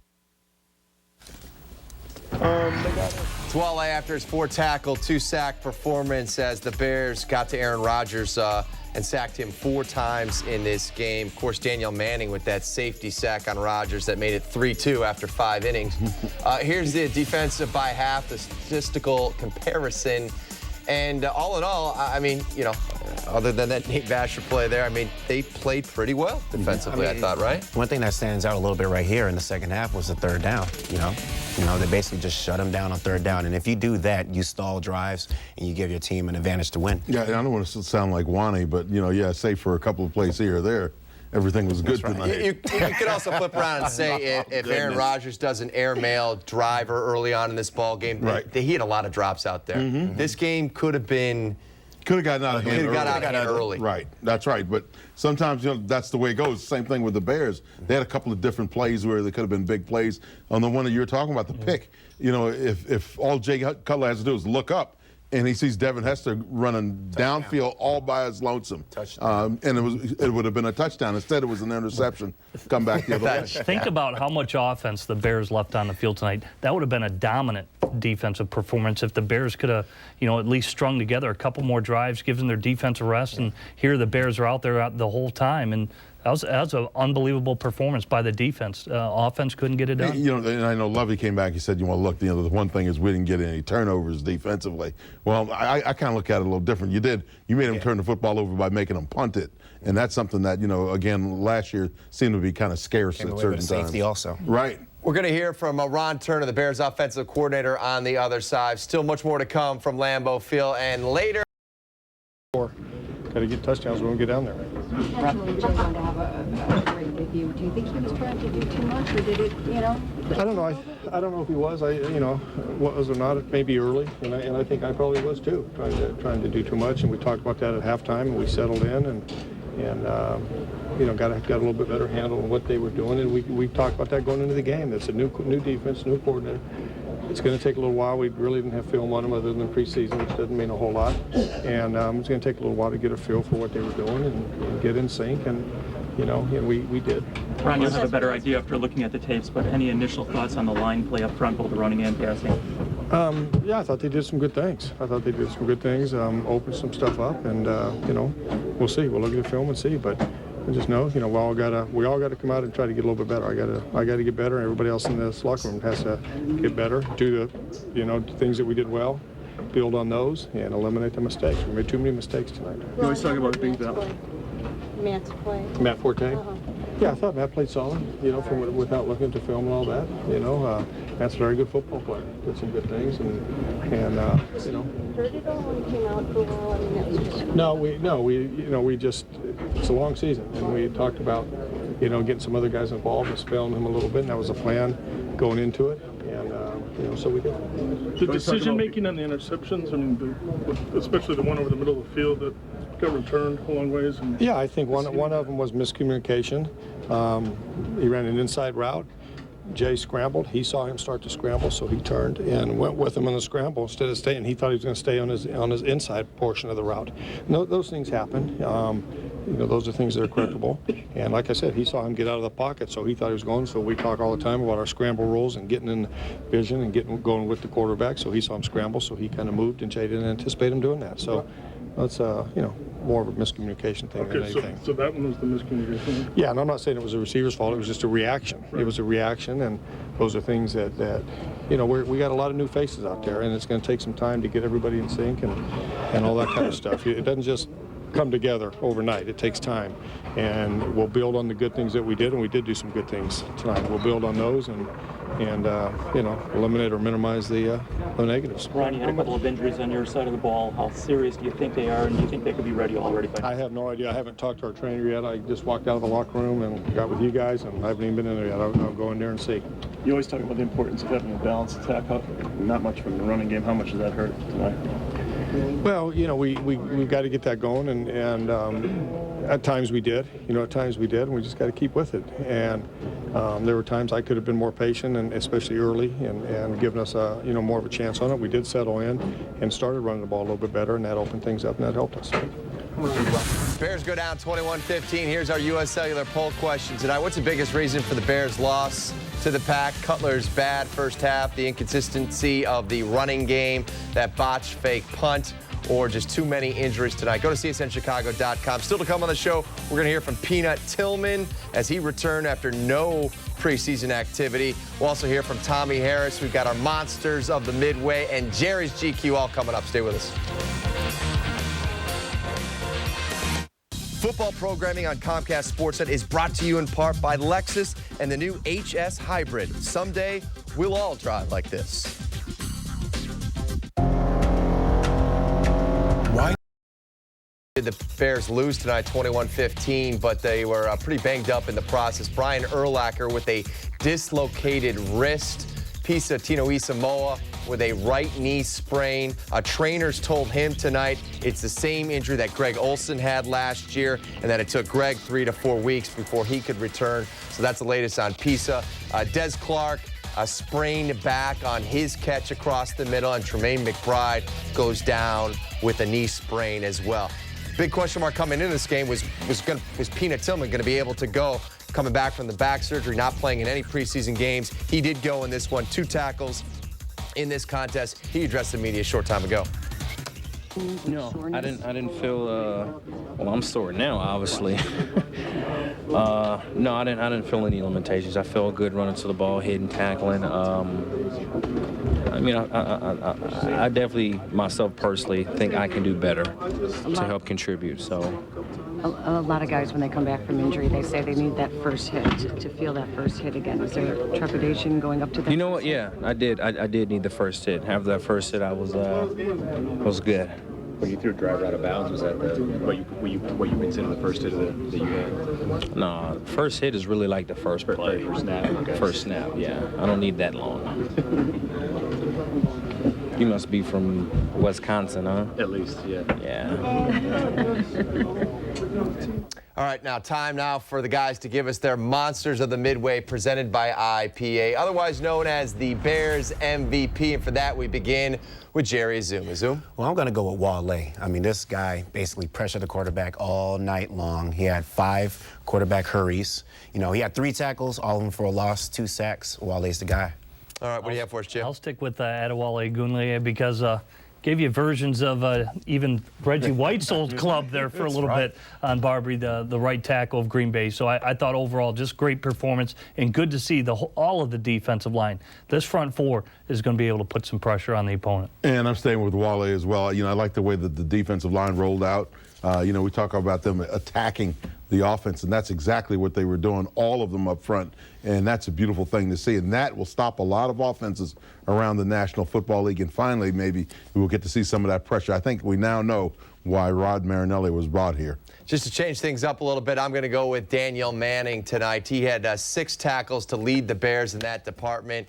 And I was following Jerry Azuma on Twitter, and he said that the defense needed to step up with a big play. And lo and behold, the 3-0 game turned into a 3-2 game thanks to Daniel Manning's sack and safety in the end zone of Aaron Rodgers. So he is my monster of the Midway. By the way, how can we get a hold of you on Twitter? What's your handle? At Jerry Azuma. There it is. Very inventive. That's pretty good. That's pretty good. Like that? Hey, by the way, did Ocho Cinco find a way around the no Twitter rule? He said you know what? He did Twitter after the game. He said he could not believe the ending of the game, but not during the game. So. Maybe they should have, the way things turned out for the Bengals. All right, there's still plenty more to come here on US Cellular Bears Post-Game Live. As we head to break, we remind you that coming up each and every week, it is Lovie Smith as we break down the game. Join Luke Canellis and Dan Jiggets Mondays at 5 for Bears Recap. You hear Lovie's day after press conference. Jiggs will break down all the key plays. It's Bears Recap Mondays at 5 right here on Comcast Sportsnet.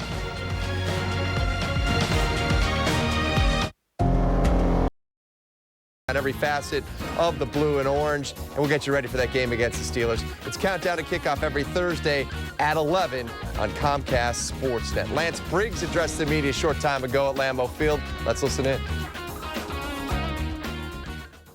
Yeah. You know, when it comes down to it, defensively, we don't have anybody to blame but ourselves. You know, when you're up in a game in the 4th quarter, you're in a position to win, you have to keep them out of the end zone, and we didn't do that. Did you sense about maybe Jay was trying to do too much out there? Did you obviously want to... You know what I was more concerned with? I was more concerned with the fact that we were up. We were up, by 2 points at the end of the 4th quarter. And we had an opportunity to win the game. You know, so it didn't really matter what happened all throughout that game. Our offense gave us a chance to win, and we didn't finish. Lance, Lovie, and Jay both iterated that it's only one game. You know, put it behind you, move on. Do you feel the same way? Yeah, it's one game. It's one game. It was a long season, but these close games like this and those, we got to win those critical situations. You got really good depth at linebacker, but how tough was it to see your latter piece of both go down? It's always tough to see your leader go down. We get all our he knows the defense better than anybody. And he communicates everything to everyone else. You know, but like I said, man, we have depth, and depth came out and they produced, and they're going to have to produce. You know what I mean? You got to understand that, you know, football is not for long. It can happen any day, you know, and, you know, today may happen, and it happened today. So guys got to come up, and guys got to play big. It is a crazy football game. Probably the one area that you would say going into this game that the Bears were strongest in and had the most depth, linebacker. They lose their 2 starting linebackers tonight as Brian Urlacher goes down with a dislocated wrist. Tino Isamoa goes down with his knee injury, and he could be out some 3 to 4 weeks, depending on the recovery time on that one. As you take a look at some of the emails that are coming in right now, dislocated wrist sounds like it won't heal quick. Does this D have a chance without Urlacher? That's Brent from Lombard. Do they have a chance? I think they do. I mean, guys stepped up. You know, if you look at this game, you know, Brian wasn't in there for the whole, second half or something like that. And guys basically stepped up. Now, they started to run more. Right at Hunter. They were running right at Hunter, but, you know, Hunter stepped up. And that's a big part of it. There's some things you can do with your defensive front, too, to help them out a little bit. Maybe make sure that those guards don't get that nice clean shot on him and allow him to roam a little bit, because the one thing he does have is some foot speed to move along. Thought Sean summed it up pretty well. Lost the turnover battle 4-zip. Awful fake punt call there. That was Patrick Manley's call. Thought there was too many men on the field and tried a little trickeration. Yet only lost by 1 score on the road. Bears will be fine. Nothing to worry about. That, again, is Sean from Chicago. Sean's making a lot of sense. Yeah. I mean, I agree. No time to panic. This is a good football team. Jay's an experienced quarterback. He'll settle in as the quarterback of the Bears. He'll make a lot more good plays than the bad plays that he made tonight. And we tend to react in this town a certain way with first impressions. Milton Bradley comes to mind. There's a lot of players that have come to this town and they rub people the wrong way out of the gates. You know, tomorrow people are going to be blowing up the sports radio phone lines saying, you know, bad Jay, this is Rex, and, you know, hey, with Jay, number you're going to get it. 6. Yeah, you know, sure. Do you expect, Jim, that he will be able to handle this? Because you don't want to run this guy out of town. This guy is the future. Bad game, but he can still make the plays. This was just one 60-minute effort. Well, it still amazes me that Jay lives so close to the city of Chicago, and you saw his press conference after the game. To me, it's not something that's going to endear himself to the fans, because when you listen to leaders like Lance Briggs, when you listen to Patrick Manley, those are guys that own up. Those are leaders that stepped up and said, hey, we as a defense, if we don't give up that score, we win. Only Lance Briggs or Brian Urlacher would say something like that. Patrick Manley owned up to his mistake. And Jay needs to understand the temperament of this town and obviously embrace it and not fight it. Time now for Jerry's GQ segment, where the Dapper One picks up the best-dressed Bears player. And, Jerry, first up, we've got an honorable mention goes to the youngster. First of all, you know what? There wasn't a lot out there, you know, so we had to work with something. So we're going with Knox right here. Knox is looking sharp, you know, well put together. Yeah, business attire. Business attire, you know, looking all right. But the winner of this week's Jerry GQ goes to, drum roll, please. It is going to Wolf. I mean, this guy right here on the tie alone. Go big. Is Big Boy not still in? Big Boy. Well, you know what? You're taking it. Yeah, I'm taking it down a notch. Taking it down. Maybe it is what it is. I questioned the backpack he was wearing in that. And the shades. Was that a little Kitty and Miss Kitty backpack? He looked like Will.i.am from the Black Eyed Peas. Maybe he's going to head over and sing for Oprah. We're coming back with our results to our poll question on the other side. You're watching USA Packers. Here's what you had to say after logging on to csnchicago.com. You said it was Jay Cutler's bad first half where he threw the 3 interceptions. At least 45% of you did.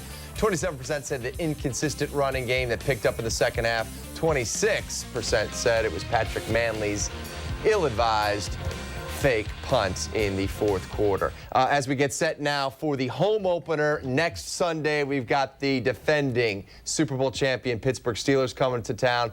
They're coming off the overtime win on Thursday night. Another 3-4 defense for this offense to attack, Jim. Yeah, I agree. Well, first off, another 3-4 defense, and they're the world champs, so it elevates everything a little bit. They've got the bullseye on their back. I think, obviously, you need to start out with the run game, get the play action going, get Jay Cutler settled in because it is the same attack, and he looked a little confused in some of the coverages that were tonight. Hopefully he'll be better. Brew up some Kool-Aid for us this week. We gotta feel. Well, you got to, we'll be all right. Number one, the Steelers are defending world champions, and that's all great. But if the Bears decide to come out and run the football a little bit, let's find out what happens against the Steelers defense then. Because if they'd done it tonight, I have a feeling that the outcome might have been different. We will see you next Sunday after that game. That's going to do it for this edition of U.S. Cellular Bears Postgame Live. Packers win it 21-15 for Jerry Zuma, Jim Miller, Dan Jiggets, Kip Lewis at Lambeau Field. I'm Pat Boyle. Thanks for dialing us up and staying with us tonight. We'll see you next Sunday as soon as they're done against the Steelers. Sports Night with Josh Moore is next. Have a great weekend.